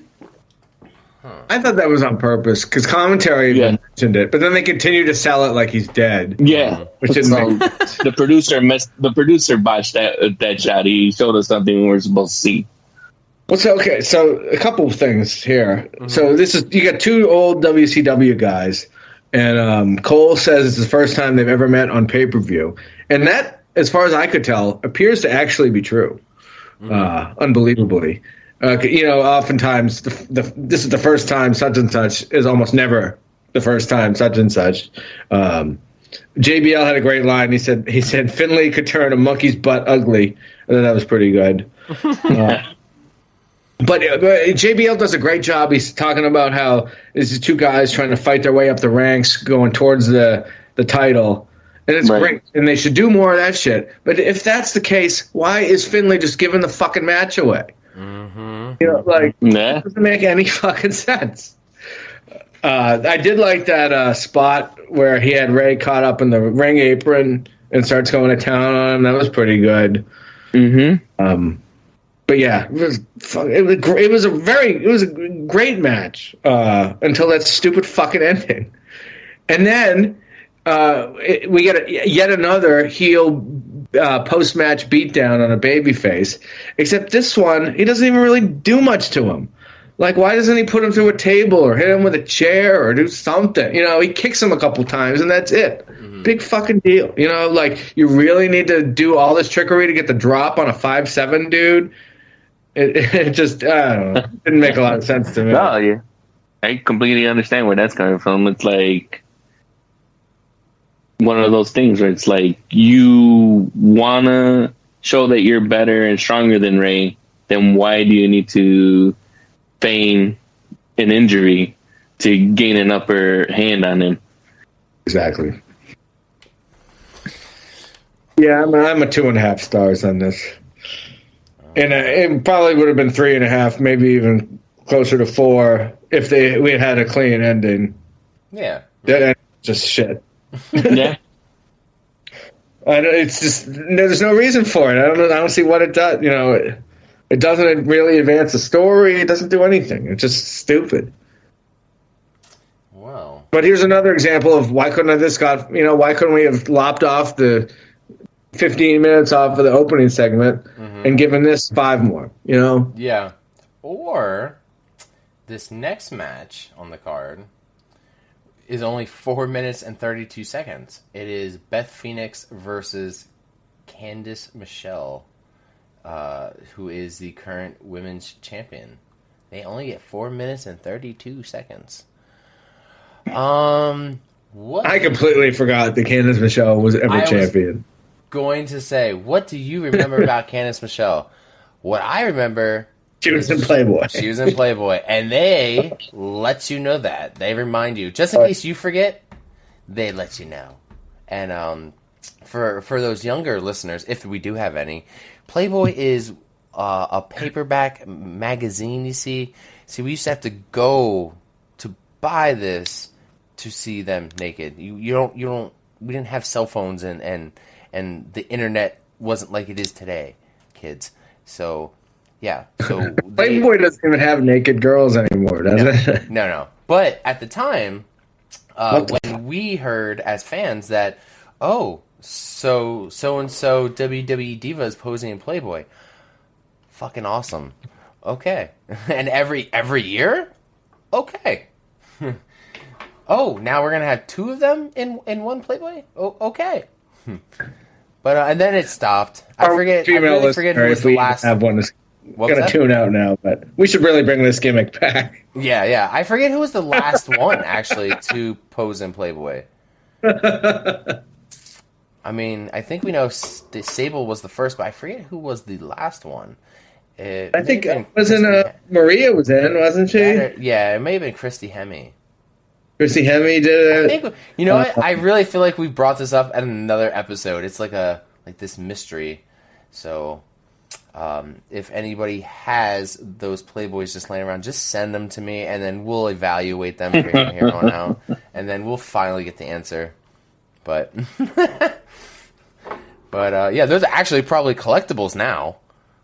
You know, especially if you have one of wrestlers that are dead. Oh, Chyna was in it, right? Chyna was in it. Tori Wilson. Tori. Yeah. Dawn Marie. Was she? Oh, yeah. Wasn't she? Oh, Carmella. Ashley Massario. She did it. Oh, yeah. Is she dead also? Oh, no. Yes. Caitlin's dead. Yes. I can't keep track of them. Tori Wilson, I think, did it, didn't she? Yeah. Did we already say her? I don't know. Yeah. But, Maurice? Yeah, Maurice, I think, was... Right? Yeah, I'm looking it up right now. Wait. I'm doing the research, guys. I'm putting in this time for you guys. All right. Oh, man. So Maurice, Tori, Carmella de Cesare. Okay. Ashley Massaro. Christy Hemme. Maria Kanellis. Candice Michelle. Chyna. Sable. Candice Michelle, that's right. And then that's it, yeah. Okay. Those are all the ones I can remember as a teenager. So, it's weird how I can remember those, right? But ask me to name the last 10 presidents, you know? Probably not going to be as fast as it was for this one. Yeah, this match really wasn't long. Beth Phoenix won with a pin, a clean pin, and the title switches hands here. I'm not sure. I don't think this is Beth Phoenix's first title win. She does win the women's title 3 times, and then she wins the Divas title once. But she seemed pretty emotional over this. Then she gives a heel type promo at the end. This is around the time that her Glamazon gimmick was being pushed. And this is also before her and Edge hookup. Edge is currently getting Edge had about 5 more chicks before he was going to get to Beth Phoenix. Yeah. And how he got to Beth Phoenix, I'll never know. I just don't understand. But, you know, teach their own. Yeah, what did you guys think about this match? I mean, this was, for me, like a really, really boring match. I'm gonna say 1.5 stars because I could have done without it. Yeah, it's just, you could tell. I mean, if you compare them, you can tell that they're already gonna let Beth Phoenix win when you're comparing her to Candice Michelle. Yeah, how the hell Candice Michelle ever got the title, I will never know. And I don't even know how long she even held it. Oh, she's a former 24/7 champion too as well. I forgot about that shit. Wait, I don't think Beth Phoenix is. No. But I know Candice Michelle is. Jesus. Too many people are 24/7 champion. I'm sorry. Like, I know we're a little off subject, but that title needs to go. Candice Michelle won the title and held it for 105 days. Jeez. That's a long time for a title run. Yeah. And then I believe, if I'm looking at this correctly, that is Beth Phoenix's first title win. Yeah, I do know she holds it like 2 more times after that, and then the Divas for sure. That's like a useless fact. I know. I don't know why. Hold it for 189 days. A little bit longer. Yeah, because they at the time, I really don't think they didn't have a lot of good talent, like wrestling wise, because they weren't hiring for their wrestling ability. They were hiring models and Yeah, that's when they were having all those diva searches. Yeah, oh god, those diva searches. Cringeworthy. I mean, now, you're comparing those women to the wrestlers we have now. I mean, it is kind of cringeworthy. And it's crazy. It's crazy to think that Tori Wilson is in the Hall of Fame. And when I was watching it with certain friends who don't watch wrestling, and they were like, "Whoa, what did Tori Wilson do? How many title runs did she have? How long was she champion?" I'm like, none. She's never won a title. She's never won a WWE title. The only thing, if she won anything, it would be the 24/7 title, which I don't think she did. But she's never won a women's title. But yet she's in the Hall of Fame. But, we have a lot of people in the Hall of Fame. Yeah, so is Coco Beware. Yeah, I was going to say, we have a lot of people in the Hall of Fame that are quite questionable. So, yeah, moving on from this match, we got 2 more matches here. I give it also 1.5 star, by the way. Oh, okay. And Carlos, would you give that match? Just like same either. I mean, I don't hate that Beth Phoenix won because that is the right move to go with, because you need to have. I guess they were trying to bring back more of a reputable state status to that belt. So that's the right move, booking wise, to make that better title again. But as far as the quality of the match, no. I mean, it was just a waste of time, just like the majority of this pay-per-view has been so far. Ain't that the truth? No, because if it was a waste, I wouldn't be watching it in 3 parts over 3 days. It was that hard to watch. I have broken up into 3 fucking days. Like, I can't believe it. It's such a short pay-per-view that I've seen. That's what my girlfriend said. She's like, "You've been watching this for a week. What the fuck are you watching?" But I'm watching punishment. I felt like this pay-per-view, I'm being punished. And speaking of punishment, we are going to be going into a match that is 14 minutes and 47 seconds of pure Punjabi punishment. So, at this point in time, we have Drax the Destroyer, Batista, as the World Heavyweight Champion. This is when he's definitely in his prime, when he starts stacking up those world title wins. He's the main face on SmackDown at the time. Guys like John Cena and Orton are stacking those title reigns on Raw while he's doing it on SmackDown. It's funny you say Drax, because one of my notes was like, we're still 6 months away from Iron Man coming out, right? And we didn't even, at the time, didn't even know there would be such a thing as an MCU. Right. And it's just amazing to think that, like, Dave Bautista would end up being a major player in that. Yeah. It's like looking back at this, it's just like, this guy. He's going against Great Khali, who could have been Groot, for sure. He could just... I think he still would have fucked up that line. In a pre-CGI world, he probably would have been. He could have been Groot. Dang, the Great Khali did a great job in Get Smart, guys. Yeah, I did like him in Get Smart, though. Is he in The Longest Yard also? He's in The Longest Yard. Oh, yeah. Yeah, and you know what? I'm not going to lie. He was pretty good in that, too. Yeah, I forgot about that. Like the big fullback. Wait. So, does that mean, like, he has... only 2 roles that I know him in, and they're both good. Wait a second. No, that can't be it. He's had to have some shittier roles. There's no way. Only 2 movie he's roles. Probably in those Vince-produced WWE movies. Maybe the Marine 11 or whatever Marine version they're at now. Let's see. Filmography: The Longest Yard, Get Smart, MacGruber. Oh yeah, he was in MacGruber. Oh yeah, he blew up in the van. Then I guess he was in I think he's in a couple like Bollywood movies because one's called Kushti, one's called Rama the Savior, and one's called Huba on the Trail of Marsupilami. Dude, that's my favorite. I assume those last 3 are Bollywood movies. I am wearing my Huba. I'm going to shirt give right now. Andrew 4 stars for trying to read all of that. I got a Huba poster on my wall and a shirt. One of my favorite movies of all time. What are you talking about? I tried to bring it up on Pop Culture Leftovers, but they don't let me.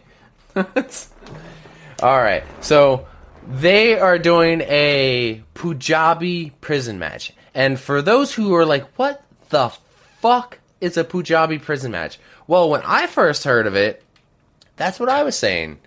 Apparently, but don't worry, the rules are super convoluted. Yeah, it's like, okay, so let's say you take a regular steel cage and you cover the bars with bamboo, and then you put 4 what would seem like gates for an animal at one at each side, and really that's what it seemed like, gates for an animal at each end, and you can request to have that gate opened, and then you have 60 seconds to escape, and if not, that gate closes and then it's locked.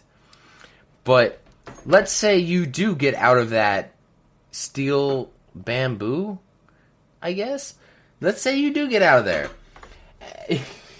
Now you have to climb out of another section of bamboo on the outside of that. Much bigger. I don't trust bamboo. Not for this. Real quick, guys. Some quick trivia here. How many Punjabi prison matches have we had? 3. Can you name all 3? This is the second. Can you name the first one? Big Show Undertaker. What was the last one? What the hell? I can't think of his fucking name. God damn. What the fuck is his name? The guy that was in the 3-man band. What the fuck? I can't remember what they were. Jinder Mahal. Thank you. I can't remember who he faced. There you go, Jinder Mahal. Yeah, it's Jinder Mahal versus Randy Orton. That was in 2017. Now, the reason why they don't do these matches very often, and I used to work stage production, helping unload trucks, I've set up the WWE ring before, and I'll tell you what, this thing takes its own tractor trailer. The entire structure takes an entire tractor trailer to move. It's very heavy, and you think about it, this match was only 14 minutes and 47 seconds. It probably took the guys all fucking day to set this thing up for a 14, 15-minute match. And then probably hours afterwards to tear it down. So I can definitely see why they don't want to haul this thing around. Which I pray to God we never, ever, ever, ever, ever get one of these matches again. Because I don't know why they continuously try to bring them back. And like he said, like Andrew said, there's only been 3 of them. And there's a reason, because they don't get any fucking better. There's similar gimmick matches they just don't do anymore. Like, we haven't seen an Inferno match in years. There's just that's because the price of gas is so expensive anymore. Yeah, that's probably what it is. Like, when was the last casket match we had? Like, it's been a while. AEW had one the other week. Yeah. Well, I mean, sure, WWE. When was the last time they had one? But, like, some of these gimmick matches there's a reason why they don't do them anymore. Hell, we're lucky to get the Elimination Chamber when we do. When Elimination Chamber first came out, it was just a gimmick match for it didn't have its own pay-per-view. Like Hell in a Cell now has its own pay-per-view. Elimination Chamber has its own pay-per-view. The only thing that I think that sucks is, like, we'll only get maybe, like, 2 chamber matches and 2, maybe 1 or 2 Hell in a Cell matches out of the entire pay-per-view. Like, this year, we only got 1. And, this has bothered me for a long time. Go for it. That they have a Hell in a Cell pay-per-view. Like, so they have to have one on this date, no matter what else is going on. So you got to book something into that. Force it. I think it should be, I think it should be like, this feud is so hot, the only way we can settle it is in Hell in a Cell. Like, it kind of sucks that you book it so, like, you have to have one every year or whatever. You know what I mean? Like, I'm not even saying they shouldn't have one every year, but it should be more organic, I feel like. You're right. When I don't know when off the top of my head what month that pay-per-view was in, but, like, every June we have to have Hell in a Cell. Like, really? Can't we just let a storyline or a feud get so heated that the only way we can settle it is in Hell in a Cell? Yeah. I mean, we've seen that at WrestleMania. They had a Hell in a Cell. With Taker and, was it Triple H? Shane. And Shane, yeah. I mean, yeah, we've seen it before. We're like, they were always way more exciting that way. Yeah, instead of knowing that there was one coming. I mean, the Elimination Chamber, I really didn't have an issue with it. But the Hell in a Cell and Steel Cage matches, like, stuff like that, yeah, definitely. Elimination Chamber is cool. It's on the road to WrestleMania. Yeah. You know it's coming. I don't have a problem with that. Yeah, I don't have a problem with the Chamber. That's not really always about settling a blood feud, Yeah, it's about a title opportunity. Yeah. Yeah. Well, that's like Money in the Bank. Yeah. Well, that's also become a joke within the past couple of years, so. Oh. Be that as it may. Yeah, so this Punjabi prison match. Let me tell you how I give it, like, 3.5 stars. I like Batista. I like the fact that Batista was able to somewhat carry this fucking match. The rules are so stupid, and that's what takes me out of the match, is the rules. And I'm like, okay, so now, like, this guy can't open the bamboo gate, now it's locked and he has to climb over it. Mm-hmm. The ending was so stupid to me, because the Great Khali's just climbing down and all he had to do was let gravity do the fucking rest and he would have won. But he was like, he took so long to get up and over and down that Batista had to, like, sell it and be out in the middle of the inner ring before he could leave, like, the first section and then climb up over and catch up to him, because he was just so damn slow. But I'm surprised he could get up and over at all. Yeah, I was actually surprised by that too. So I gotta actually give him a little bit of credit for that. Yeah. I thought he was going to get stuck on those low cables in that corner once he made it past the second cage. Mm-hmm. Yeah. There's like low hanging cables, and I thought he was going to get his arm stuck in there. Yeah, because I swear, even like up to the finish, I missed it. I had to go back and look again because I was like, "Wait, how the hell did this just end?" Like, Batista was in the ring, Great Khali's almost up over the top, and then like before you know it, Batista's up over, and down, and still world champion. I just like, it's so stupid. Like I just hated this match.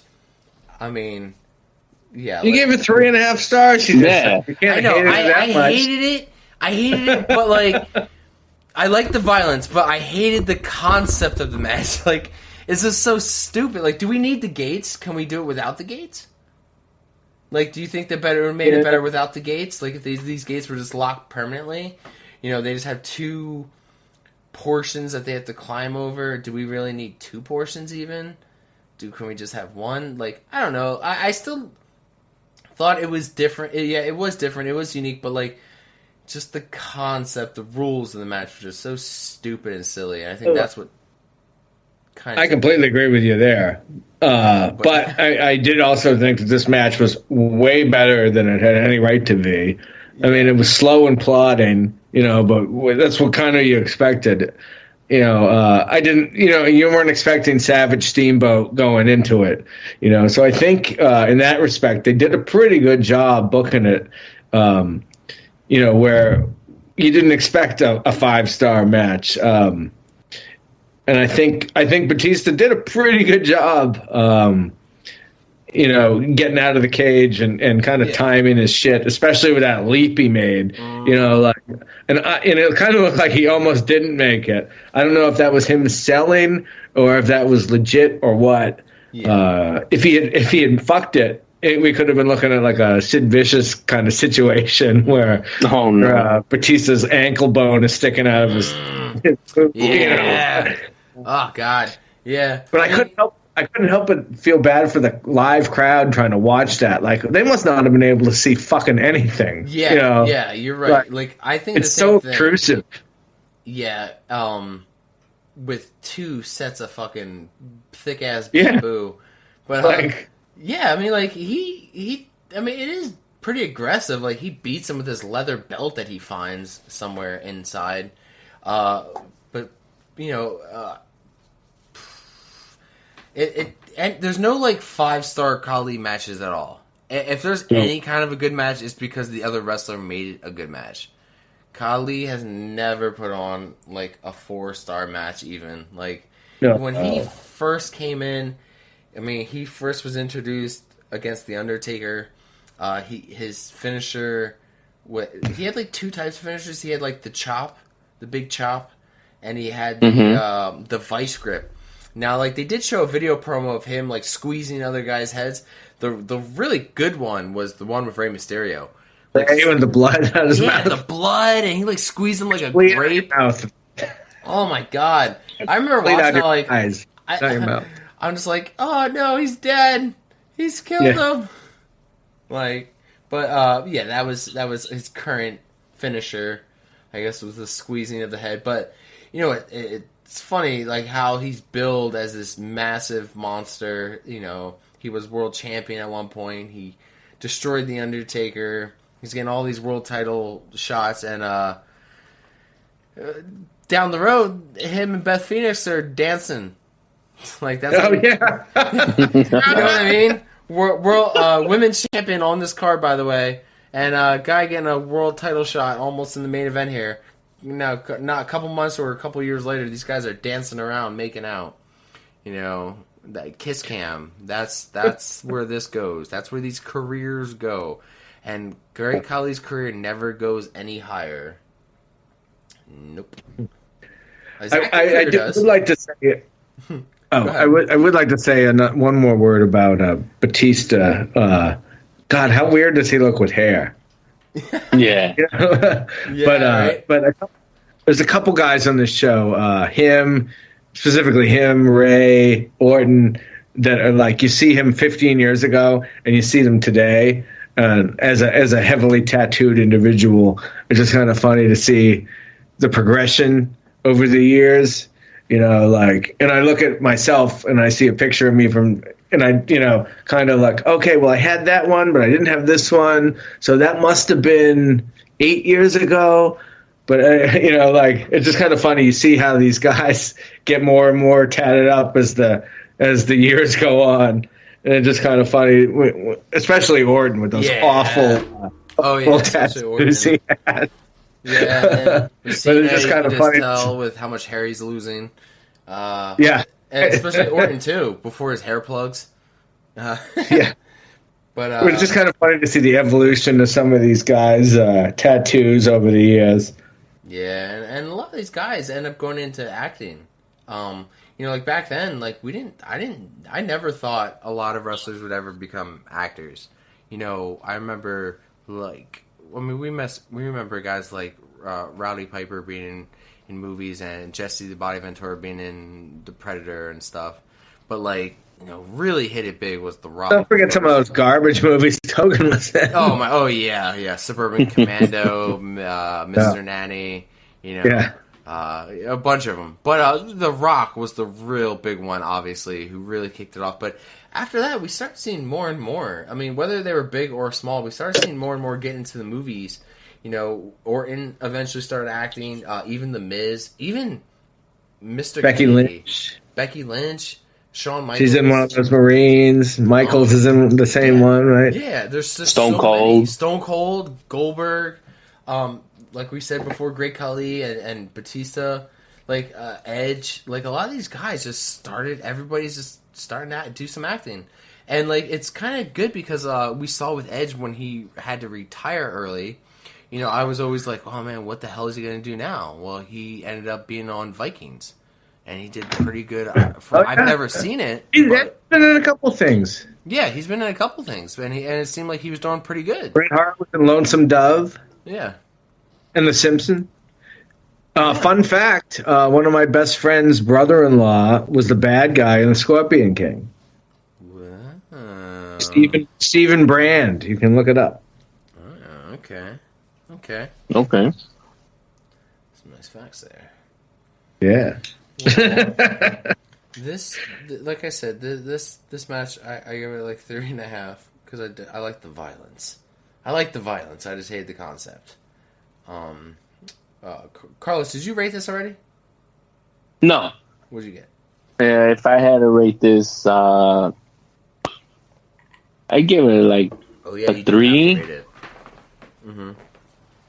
Yeah, a 3 I think is okay. I mean, it's primarily Batista carrying Khali inside the ring, and which is amazing because Batista is also, to me, not a very good wrestler. So for him to be able to pull off this and make himself and make Khali look good in this match, and that he actually made that leap from the first inner cage to the outer cage, and for a while, it didn't look like he was going to beat Khali, no matter how slow he was going all the way down, until he started jumping a few of the rungs of the cage or whatever you want to call the bars for him to get down there. So it kept you in suspense, and if you're Batista Mark and you're like, oh no, is he actually going to lose to Khali? So. That was me. I was like, oh, please don't lose to the Great Khali. Oh, God, no, please don't. Yeah. Oh, man. Such a stupid-ass match. You're going to lose because you can't climb up over the fucking top fast enough. Yeah. Oh, my God. Yeah, I'm a surprising 3 stars as well.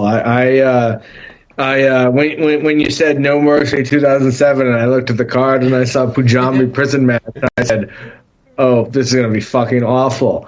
And it wasn't awful.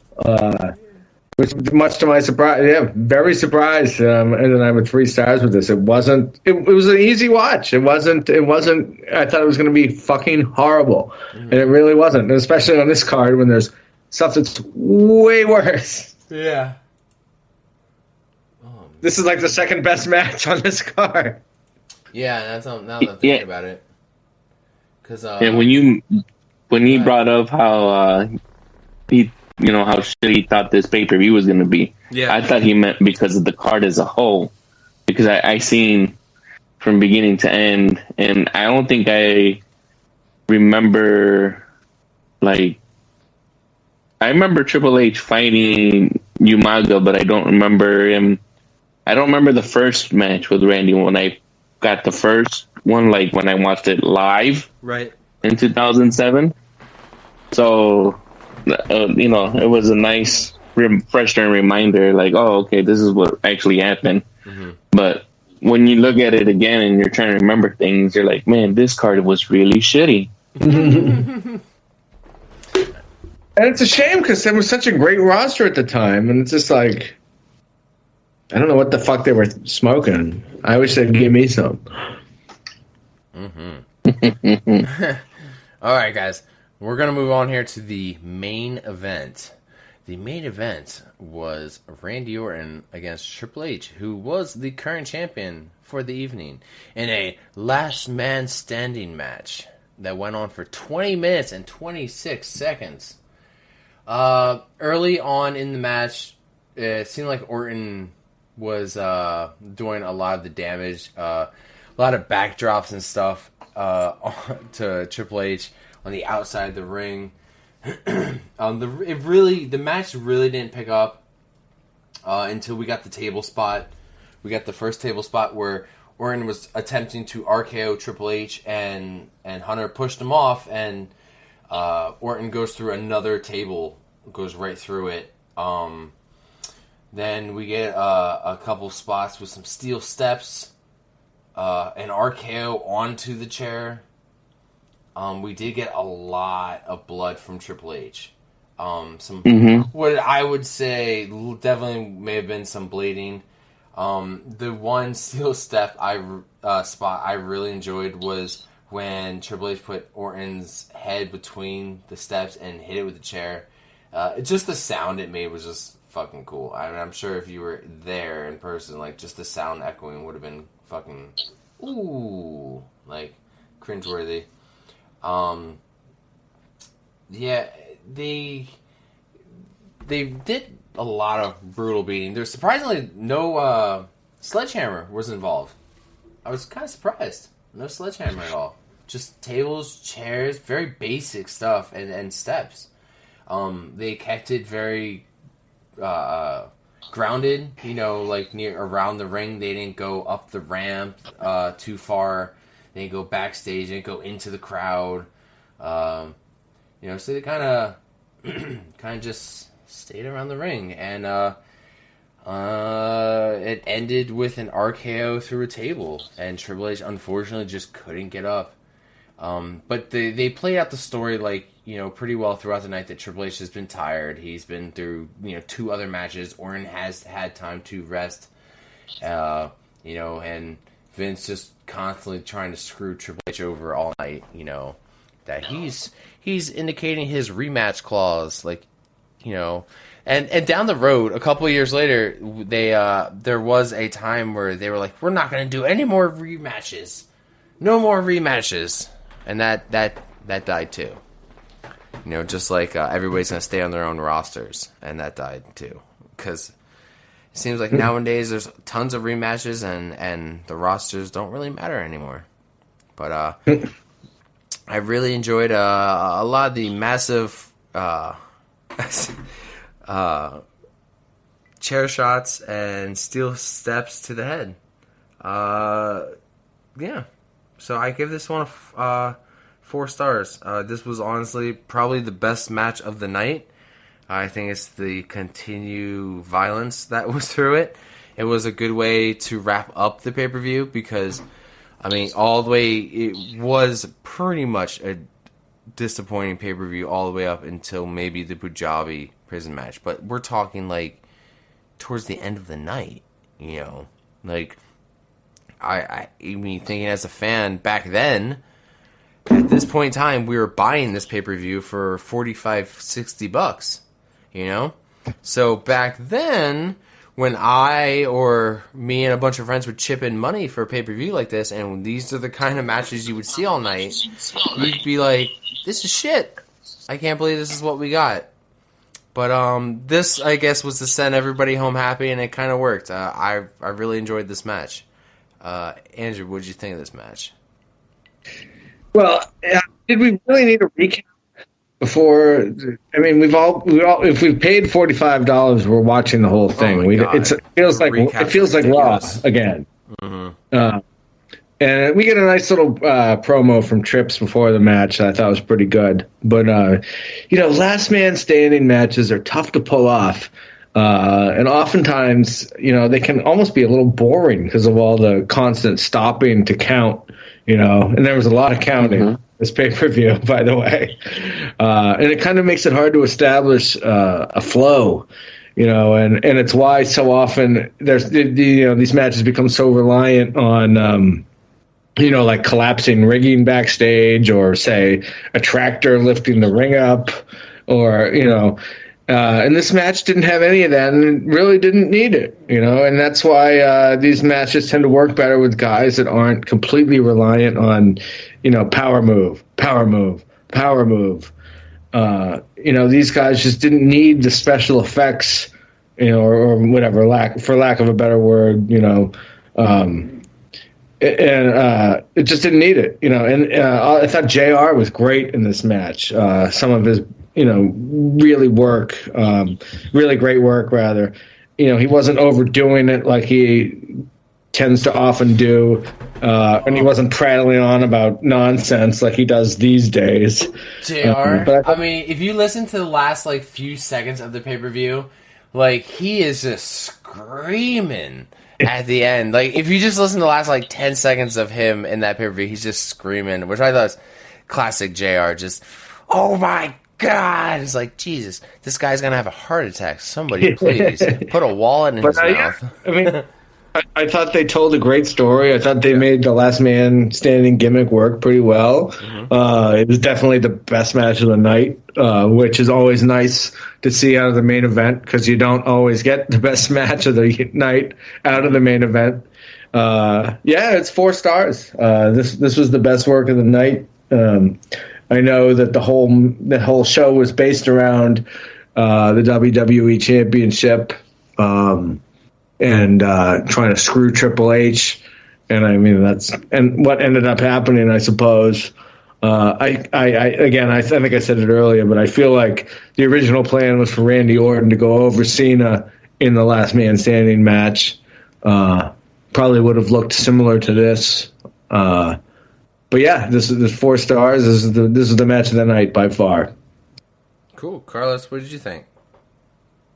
Yeah, I also had to agree that, this is a 4-star match.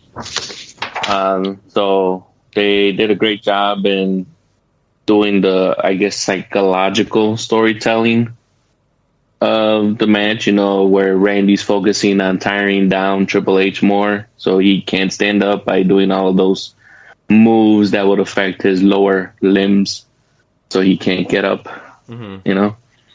And then, when that's not working, then Randy taps into his, violent side and starts doing RKOs through tables and through chairs, which I think after that RKO on the chair, I think that's when Triple H blades. And then on that one, I think you could see either his right hand when he comes over after he's down on the mat and he turns around, he kind of looks like he flails his right hand to get rid of the blade on that one. And then that's a good finish, as far as, who's not going to like getting an RKO through the announcer's table. Yeah, right. As a spot to end the match, Oh my God. Yeah, it was a good way to end the match.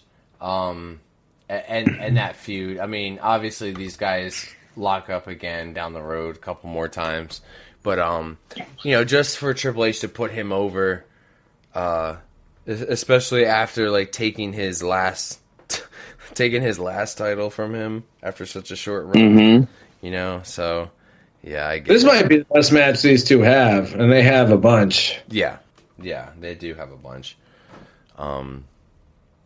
But yeah, let's move on to some quick awards here. Where's my awards button? I got an awards button here. What?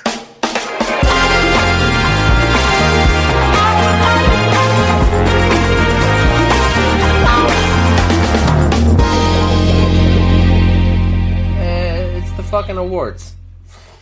Right. It's the fucking awards. All right, guys. Now, for best dressed and worst dressed, for best dressed, I had to give it to Candice Michelle. That's who I gave it to. I mean, I was like, oh yeah, that's right. When I was a teenager, she was super hot. She was in Playboy. I remember now. But yeah, worst dressed, I have to give it to either Big Daddy V or it has to be Brian Kendrick and Paul London in their grown up shorts. They're oversized fucking shorts. Andrew, what'd you have for best and worst dressed? Best dressed I gave to Rey Mysterio. I thought his gear was pretty cool, and I didn't think there was a whole lot of competition outside of the Divas. Worst dressed, this was hotly contested. I certainly thought London and Kendrick are runners up. I thought for sure everyone was going to say Viscera, but I give it to MVP for wearing a white suit to a pizza eating contest. That's just stupid. You know that shit's going to get ruined. What was he thinking? Think about that. That's a good one. What the fuck? MVP. Not even thinking. And I have given MVP best dressed in the past. So here I'm giving him worst dressed. Okay.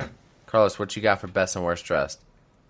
For best dress, yeah, I'd have to agree. Give it to Ray with his costume, and for worst dress for me would have to be Big Daddy V because we did not have to. No, this pay-per-view was shitty enough when that just was piling on at that point. Where if I had to see that for was it 3 minutes? No, 3 minutes? No, 2 minutes. Yeah, not even. That match was. Not even. Not even. Yeah. Okay. Best or worst entrance. For best, I liked Randy Orton's. Honestly, like, they didn't include any pyro in this time around, but I always did like that theme music. Obviously, Triple H is, his theme rarely ever changes. His entrance rarely ever changes. I've always liked it. I've always loved it. Yeah, I was always a fan of that version of Orton's music. I agree. I miss Randy's old music. Yeah. So that was for my best. I really didn't have a worst one this week. I didn't have one that made me cringe or anything. Yeah.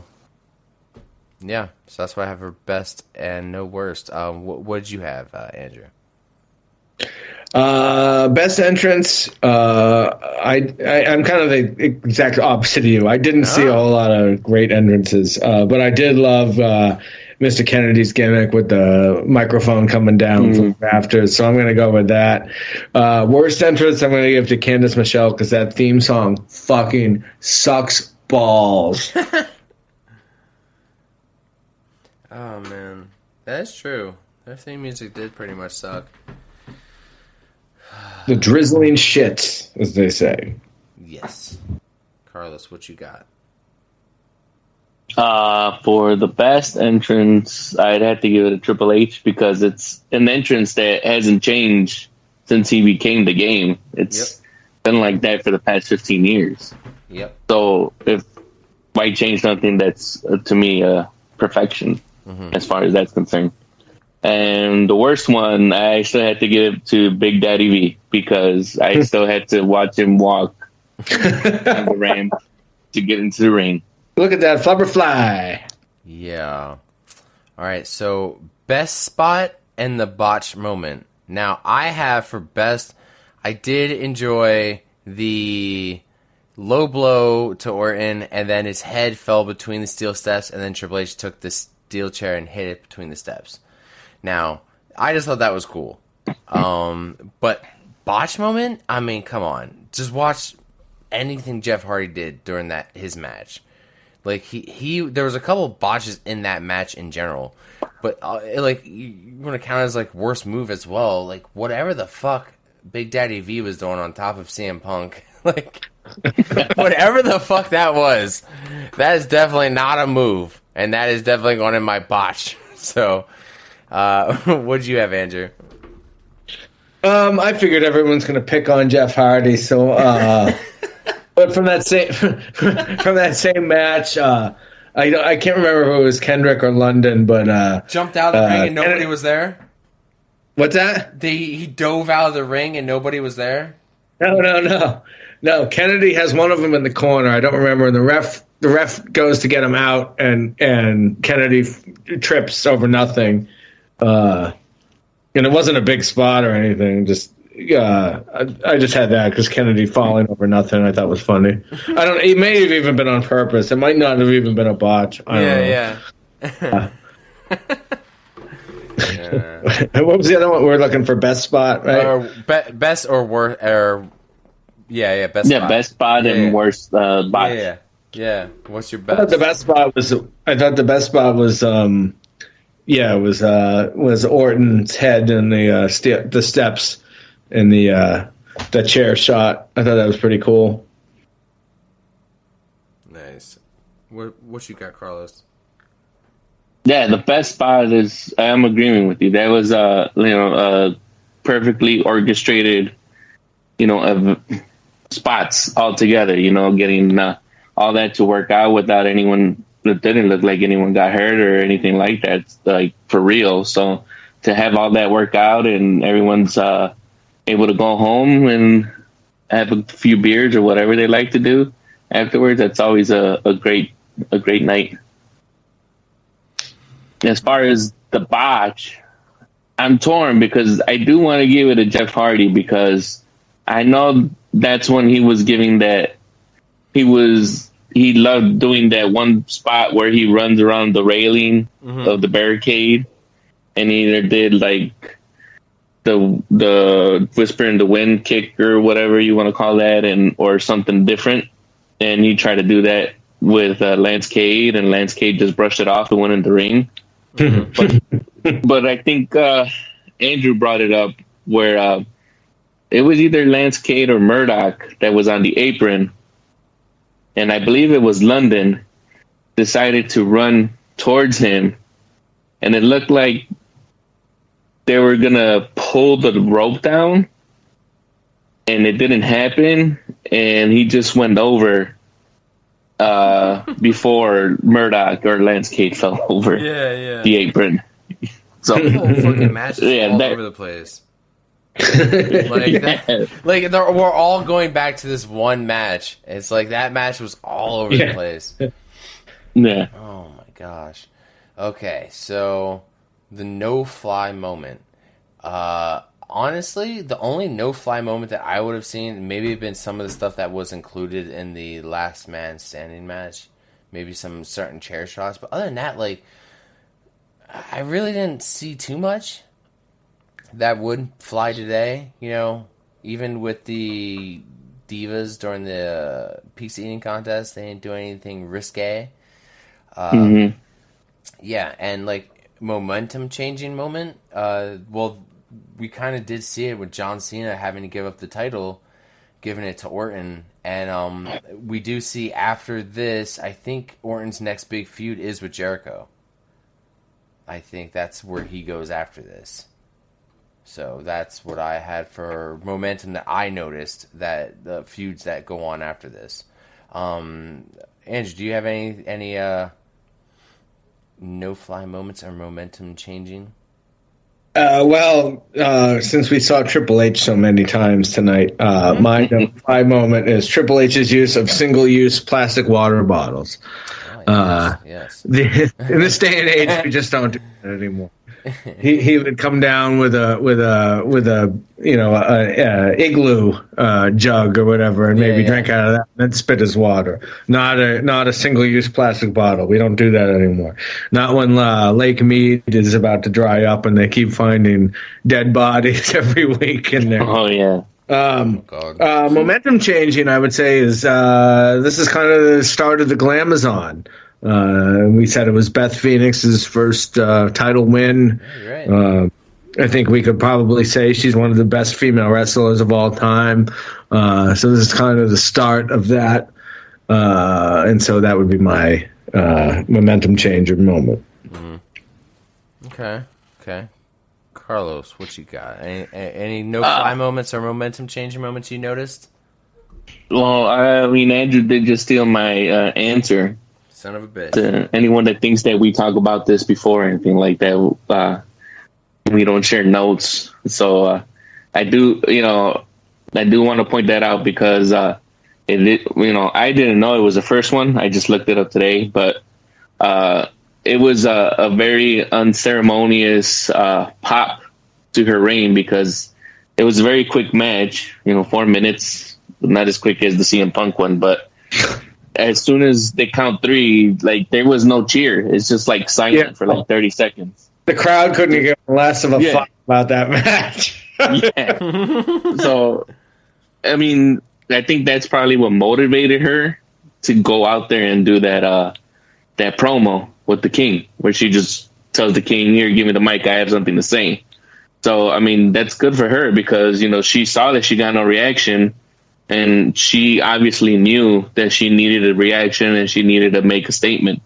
And it's good for her that she actually went out there and did it, whether it was poorly received or it was received, very good by the crowd. She really didn't care. She just knew that she had to go out there and make a statement and get her name out there. So. Okay. Well, I think the only other two ones I'm missing here is if there's any good promo spots or comments or a mark out moment. So promo spots, I did like where Triple H was mentioning that you don't want your second title reign to be as short as your first one. And then the one of Vince McMahon, of course. I said, shut up and show this champion some respect. Just anything crazy from Vince just has me fucking laughing. Because I know he's a senile old man. And mark out moment, there was like a spot where like Jeff dropped Trevor Murdoch on his fucking shoulder, like wrong. That was great. Yeah. I was like, oh my god, like it made me like, holy shit. And then like a couple things during the last man standing match, but like it's just some of like the botches, I guess, were what made me go, oh my god, like how did you mess that up? But yeah, when he dropped him on his shoulder, I was like, I don't think that was supposed to happen. Even like the commentators were like, I guess that was like a modified brainbuster. I was like, that was a modified something. Like, so that's the only thing I had for like promo spot and like mark out moment. Really not marking out for much else. I mean, like, I guess at the time it being fresh, when it was live, maybe me seeing Triple H getting a title shot, winning the title, and then like losing it, then later in the night may have got me excited, then pissed me off later. I'm pretty sure that's how I felt at the time, but like, today watching it again, that really didn't surprise me. Just certain things that happened, and then, anytime there's any kind of woman on screen and the King is on commentary. So, I mean, that's just across the board. So yeah. Oh, Andrew, what'd you have?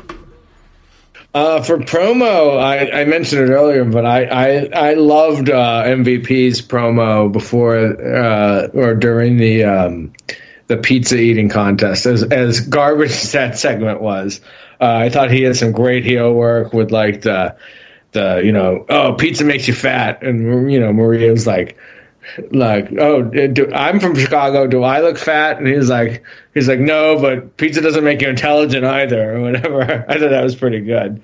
For mark out moment, I guess I would say, because they've only had 3 of these matches, so there's not that much, with like the Elimination Chamber, the Hell in the Cells, it's hard to come up with spots that you haven't seen before because there've been so goddamn many of them. But Batista's leap from one cage to the other cage was pretty awesome. So I guess if I was going to mark out on anything on a 15-year-old show, I guess that would be it. Yeah, cool. Carlos, what's you thinking? The best promo or whatever on that one, I'd give it back to Beth Phoenix. Yeah. Just because, like I said, she had that awareness. I got no reaction. I got no heat. Nothing. I got to go make something happen. Yeah. So she didn't went out and get that. And then as far as my markout moment or something like that, it had to be that the Triple H spot with the chair and then the steel steps and everything. Yeah. Just because it was that was a fun spot. Yeah. Cool.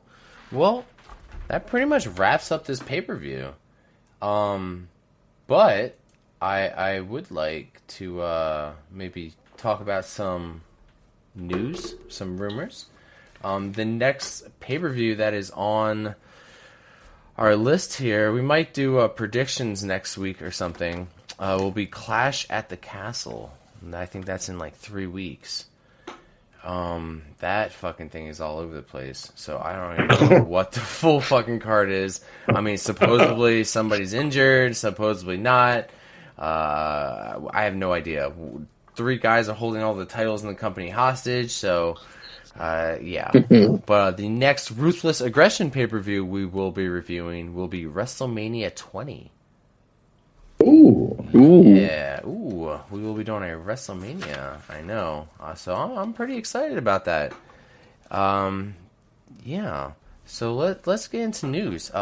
In the past couple days since Triple H has been taking over, we have seen tons of wrestlers who were let go returning. Now, if I'm missing any, please do tell me. We did see Dexter Lumis somewhat return. We've seen Hit Row. We've seen Karrion Kross with Scarlett Bordeaux. What other people have we seen showing up here that got released and have been coming back? We have seen a lot of other things been shaking up. Last night on NXT, the NXT UK champion confronted Braun Breaker, our current NXT champion. I hear there's rumors that they might be shutting down the UK branch because a lot of the wrestlers they have been pulling from the UK have been coming to either NXT or the main roster. So we might be seeing a title merge or a champion versus champion soon. Between those two, that would definitely be something to spice up NXT for sure. So is that whole plan for? I mean, this may be way outdated, but I remember they were going to do like all these international NXTs, like they were going to have NXT Japan, Europe and Japan and India and Australia. Is that out the window now? Are they not doing that anymore? Or I'm curious if it was the pandemic and the fact that Vince is no longer in charge is what may have shifted that. Because like guys like Walter, I knew for a while guys like Walter didn't want to come to America. Like he wanted to stay. Who's Walter? Oh my god! I'm so sorry. Gunther. We were talking about Gunther. Yes, Gunther. Yeah, he didn't want to come to America, so that's why they kept him on the UK roster for so long. And then when he finally came over, you know, that was a big star, I guess, from the UK roster being taken over. He's fucking awesome, by the way. I love him. And then we took Finn. They took Finn Balor back. You know, he left the UK, and then we got Pete Dunne. Butch. So they are taking Kaylee Ray, their longest reigning women's UK champion. Like they're taking away all this good talent from there.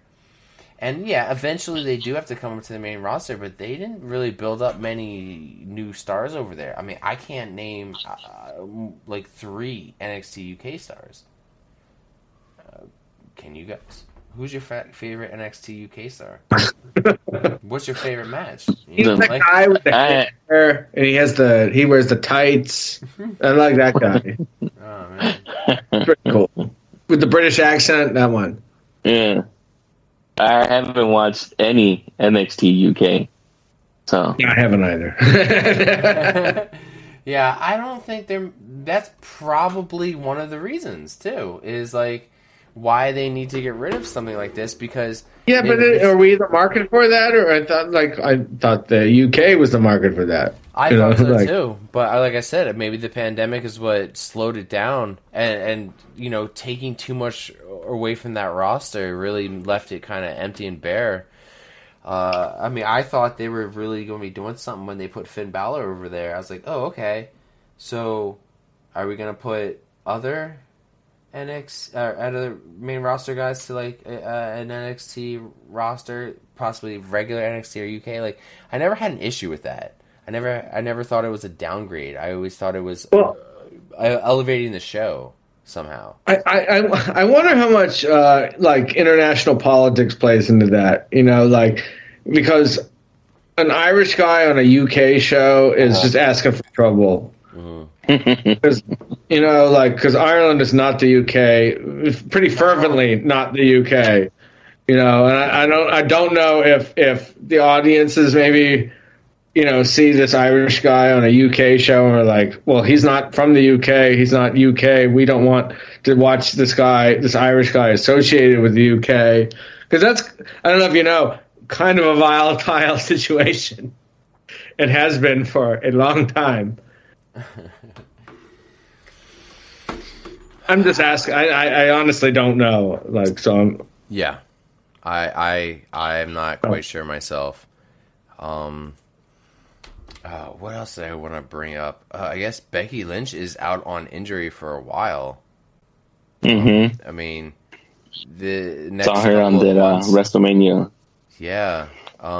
Which, you know what, though, at the same time, like, people like Becky Lynch who've been on the road as much as she has, have been carrying the company as much as she has, like, sometimes it's good for the character too, to like just take a break, keep her off TV for a while. Like, we have so many other wrestlers we can elevate, but like, we'll miss Becky, and she left as a face, so she'll come back as a face hopefully, and she'll be fine. Yeah, she'll be fine. She'll be fine when she comes back. Like, she took a few losses to Belair, but she put Belair over and left Belair with the title. She did it right. Like, I didn't really necessarily need the face change, but I was like, okay, whatever, I'm down for it. Well, she's definitely the proverbial wrestler that A, doesn't need a title to be over, and B can afford a loss, and C can afford to miss fucking 6 months, 8 months, a year, whatever it is. It doesn't matter. When she comes back, she's going to be red fucking hot, just as red hot as she was when she left. Doesn't matter. And that's kind of rarefied air. You can't say that about everybody, but I think it's certainly true for her. It sucks that she's injured. You obviously don't want that for anybody. Yeah. Regardless of your position on the card. Bailey comes back and I think if somebody can survive it, it's certainly her. Yeah. I mean, we lose. One of the four horsewomen are always out with an injury or something. It's like, Bailey comes back from injury, and Becky, literally, like, Bailey came right in as Becky was leaving. Yeah, like, literally right after the end of that fucking match. Like, and like, I'm really happy with Bailey being back, and they bring back, I don't care, I'm gonna call her Io Shirai, and Dakota Kai. Like, I don't care. Dakota Sky. Well, Bailey's supposedly been ready for a while, right? Yeah, they just had nothing for her, so like, the timing was right, and to put her in a stable with those two, that's genius. Like, talk about elevating those and keeping Bailey elevated as a heel, like, not changing her character really since she left. Like, we don't always need a character to be reinvented and totally changed. We don't need them to cut their hair and change their gimmick and their theme song every time they leave for an injury. Like, yeah, sometimes it's nice, it's refreshing, but no, just come back and do what works. No, I don't. No.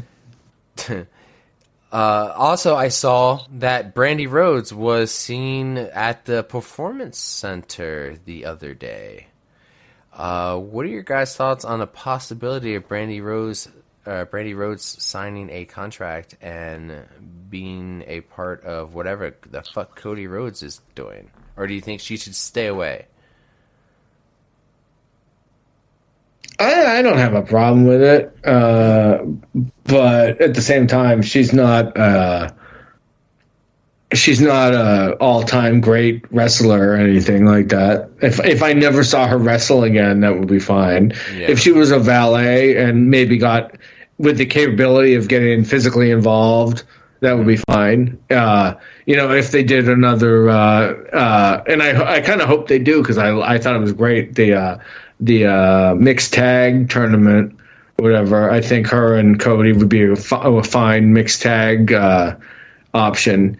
Mm-hmm. But I don't think she brings enough as a wrestler, one way or the other. If she wants to get involved in the women's division, great, fine. If she didn't, whatever. It's not like I'm it's not like we said, what, where's Asuka? Where's Bayley? I'm not saying where's Brandy Rhodes.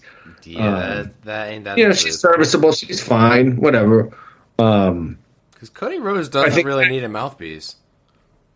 Yeah, that's also true. I mean, not even a mouthpiece, but just a valet, whatever. I don't mind seeing her on my TV. It's not like she doesn't have X-Pac heat with me. You know what I mean? Like, it's not like oh fuck, Brandy Rhodes is on, I'm changing the channel. It's certainly not like that. If she wants to be involved, great, let her be. But if she doesn't, no big loss to me. Carlos, your thoughts? Yeah, I really don't have any issue with Brandy giving it a try. I know when they started the other company, they tried to get her to have a thing over there with the women's division, but it just never got going, and then she ended up getting pregnant and things like that. But I mean, if it works out for her, good for her, because she's still trying to make a name for herself in that business. But do I really want to see it? No. But does it bother me? No. She's better than Candice Michelle, I'll tell you that. And I would argue better looking. Yeah. Right? Yeah, I can see that, yeah. I mean, because Candice Michelle to be honest, she looked pretty old. And I think she was bad. I think she was mid 30s, early 30s, but she looked like she was 40 something in the face. Hey, I'm 40 something. What are you saying? I'm just talking. All right, what else I got? Well, any minute now, waiting for Sasha and Naomi to come back. Any minute now, just waiting for that moment. I mean, I heard that they were negotiating, they were coming back, so. Well, I mean, I think do we know when the finals of the women's tag tournament is? Is that going to be the next paper or the next premium live event? Yeah, it'll probably be the next one. I'm sure that's where they'll end it, and then I'm sure that's where, if anywhere, that's probably where. Won't they come out after that? Yeah. But I've also heard they're also saying there's been so many reintroductions and whatever that they're not necessarily rushing it because they're not trying to give you 100 re-debuts in a row or whatever. So they might wait on it. They might sit on it for a minute. But I mean, I certainly expect that we'll see both of them again. Oh, Candice Michelle is actually a little bit older than me. That's kind of refreshing.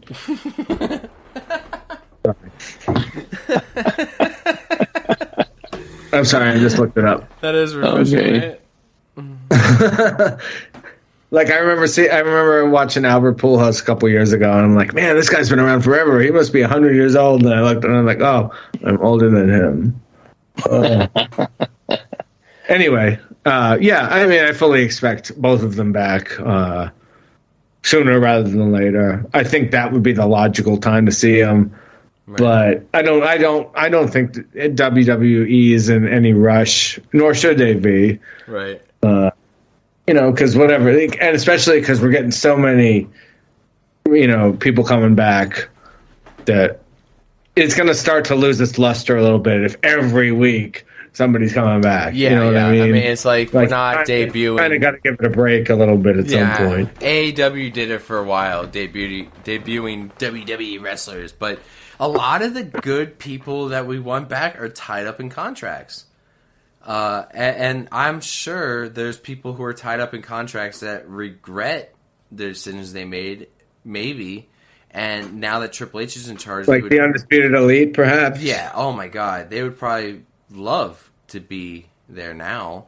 But I remember last time I was on talking about there was a report about an unnamed AEW wrestler saying, "Well, I'm glad I'm in a former WWE."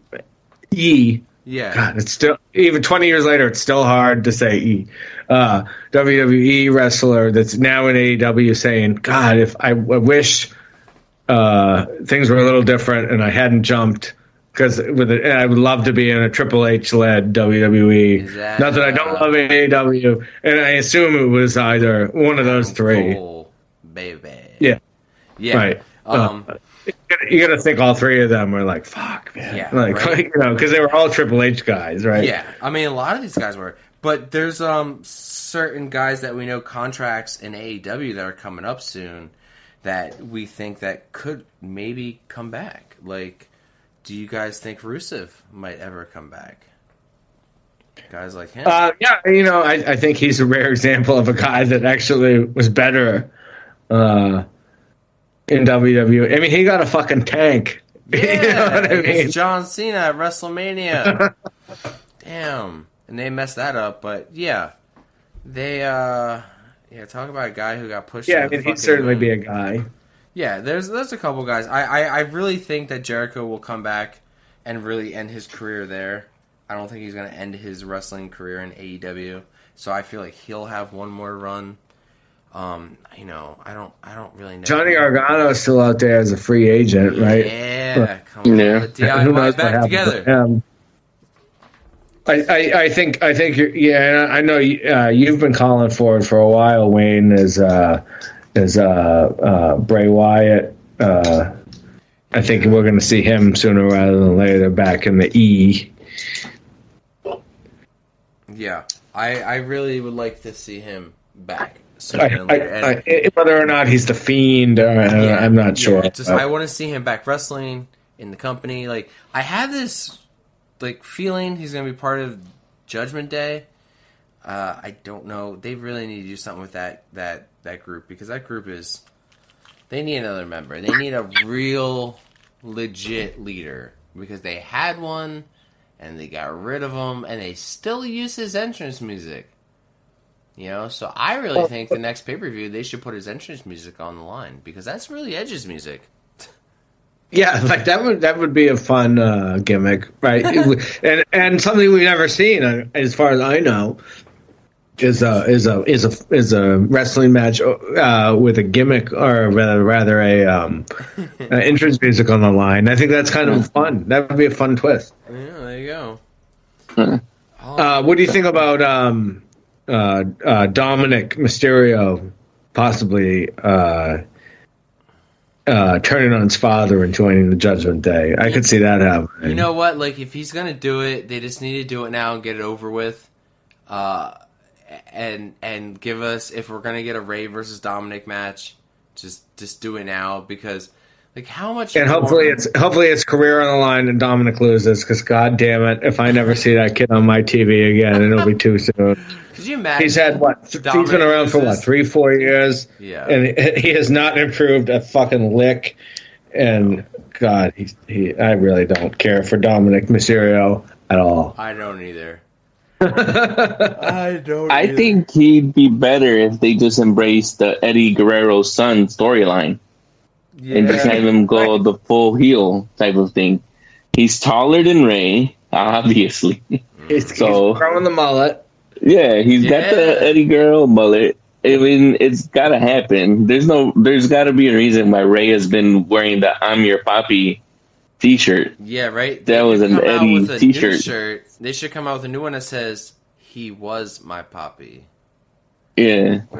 He's your Poppy. It had to become. It has to come, like you said, some type of betrayal, either for Ray's career, Ray's match, causing Ray a title shot or whatever. It's got to be one of those big betrayals, because if you're gonna make Dominic turn, who he pointed out has known his father for 25 years.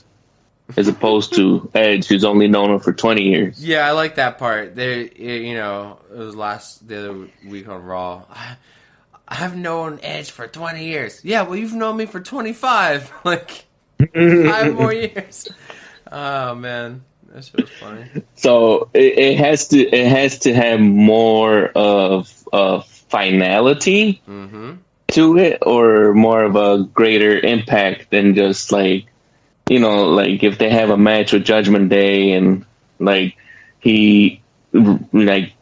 Dominic interferes and then it causes them to lose the match. It's just like a gimme match, but it has to have greater stakes for the betrayal to actually stick and to cement Dominic's new character separate from his dad. That makes him a better heel, because apparently the face, as much as they're trying to push him as a face character with the dad, it's not working. It's not catching on. Yeah, you're right. They better decide quick. Like maybe WrestleMania, if they're gonna build this up towards WrestleMania or something, because Survivor Series, I think they got a bunch of other shit they got to worry about for Survivor Series this year. Because normally we have roster versus roster, and the Usos have both the fucking tag team titles. So maybe we'll see the Usos versus each other. And then, Roman Reigns is holding both heavyweight titles. They should have the Usos versus a bottle of whiskey and a set of car keys. Did I just say that out loud? Yeah. Don't worry, I'll keep it in the episode. I won't edit it out. Don't censor us. You don't have the right to censor. Oh. Deep cut. Yeah, I like it. Alright, guys. Do you guys have anything else that I may have missed? Do you guys want to chit-chat about? Not that I can think of right now, besides what I brought up about Dominic and that whole thing. I didn't get to weigh in, but the Sasha and Naomi, it could probably be something that, I know you said that too many introductions, but it has to, I feel like it'll have to be either at the end of the new champions being crowned, because they technically never lost and things like that, so they have something to say. If it doesn't happen after the match, it'll probably happen during the match as an interference wash, and maybe they'll get like a triple threat match for the titles. Mm-hmm. I can see that.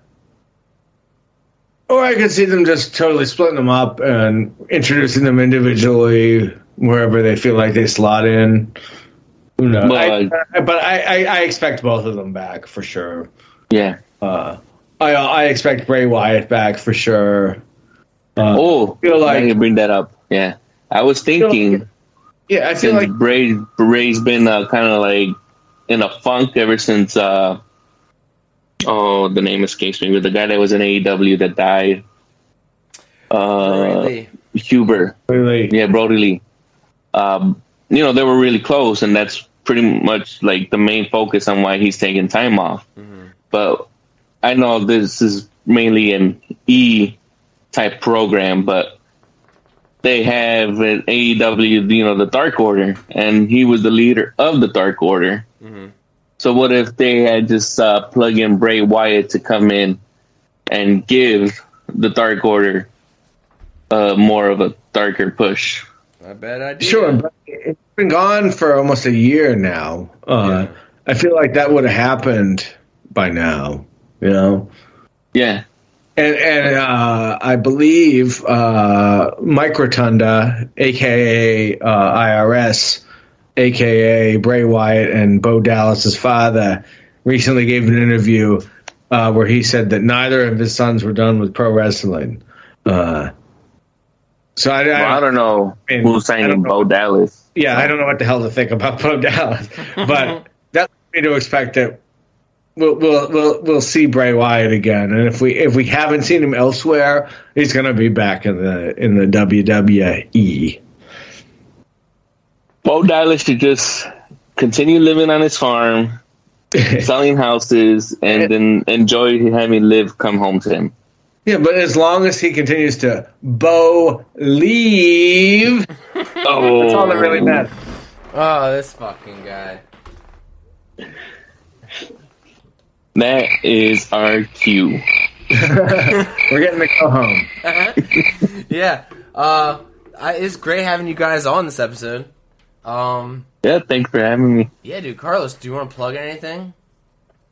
I do not have anything to plug. If you want to hear my random musings of tech and comics and movies, TV shows, I randomly post them on Twitter, where you can follow me at Tokes_21. I'm also on Discord under the same username. And particularly, I post in the Pop Culture Leftovers Discord server. All right, Andrew, what do you want to plug this week? Yeah, I'm Doyle316. Yes, that is a Steve Austin reference. On some of the socials, not all of them, specifically Facey Place, Discord. And if you see a guy walking his dog around South Philly in about half an hour smoking a cigar, that'd be me. Nice. And the living embodiment of Polly, I think, huh? I love it. And if you want to find me anywhere, just type in Semi-Dry Chicken on Twitter, Instagram, Twitch, YouTube, wherever. And if you want to write into the show, just email me at semidrychicken. We're also looking for some reviews. That would be nice. We haven't had any reviews yet. That'd be cool. We can read them up on the podcast. But yeah, until next time, peeps. See you later. And his name is John C. Give me what I want. Give me what I want.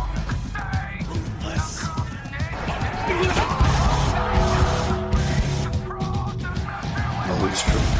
It's damn true. It doesn't matter what your name is.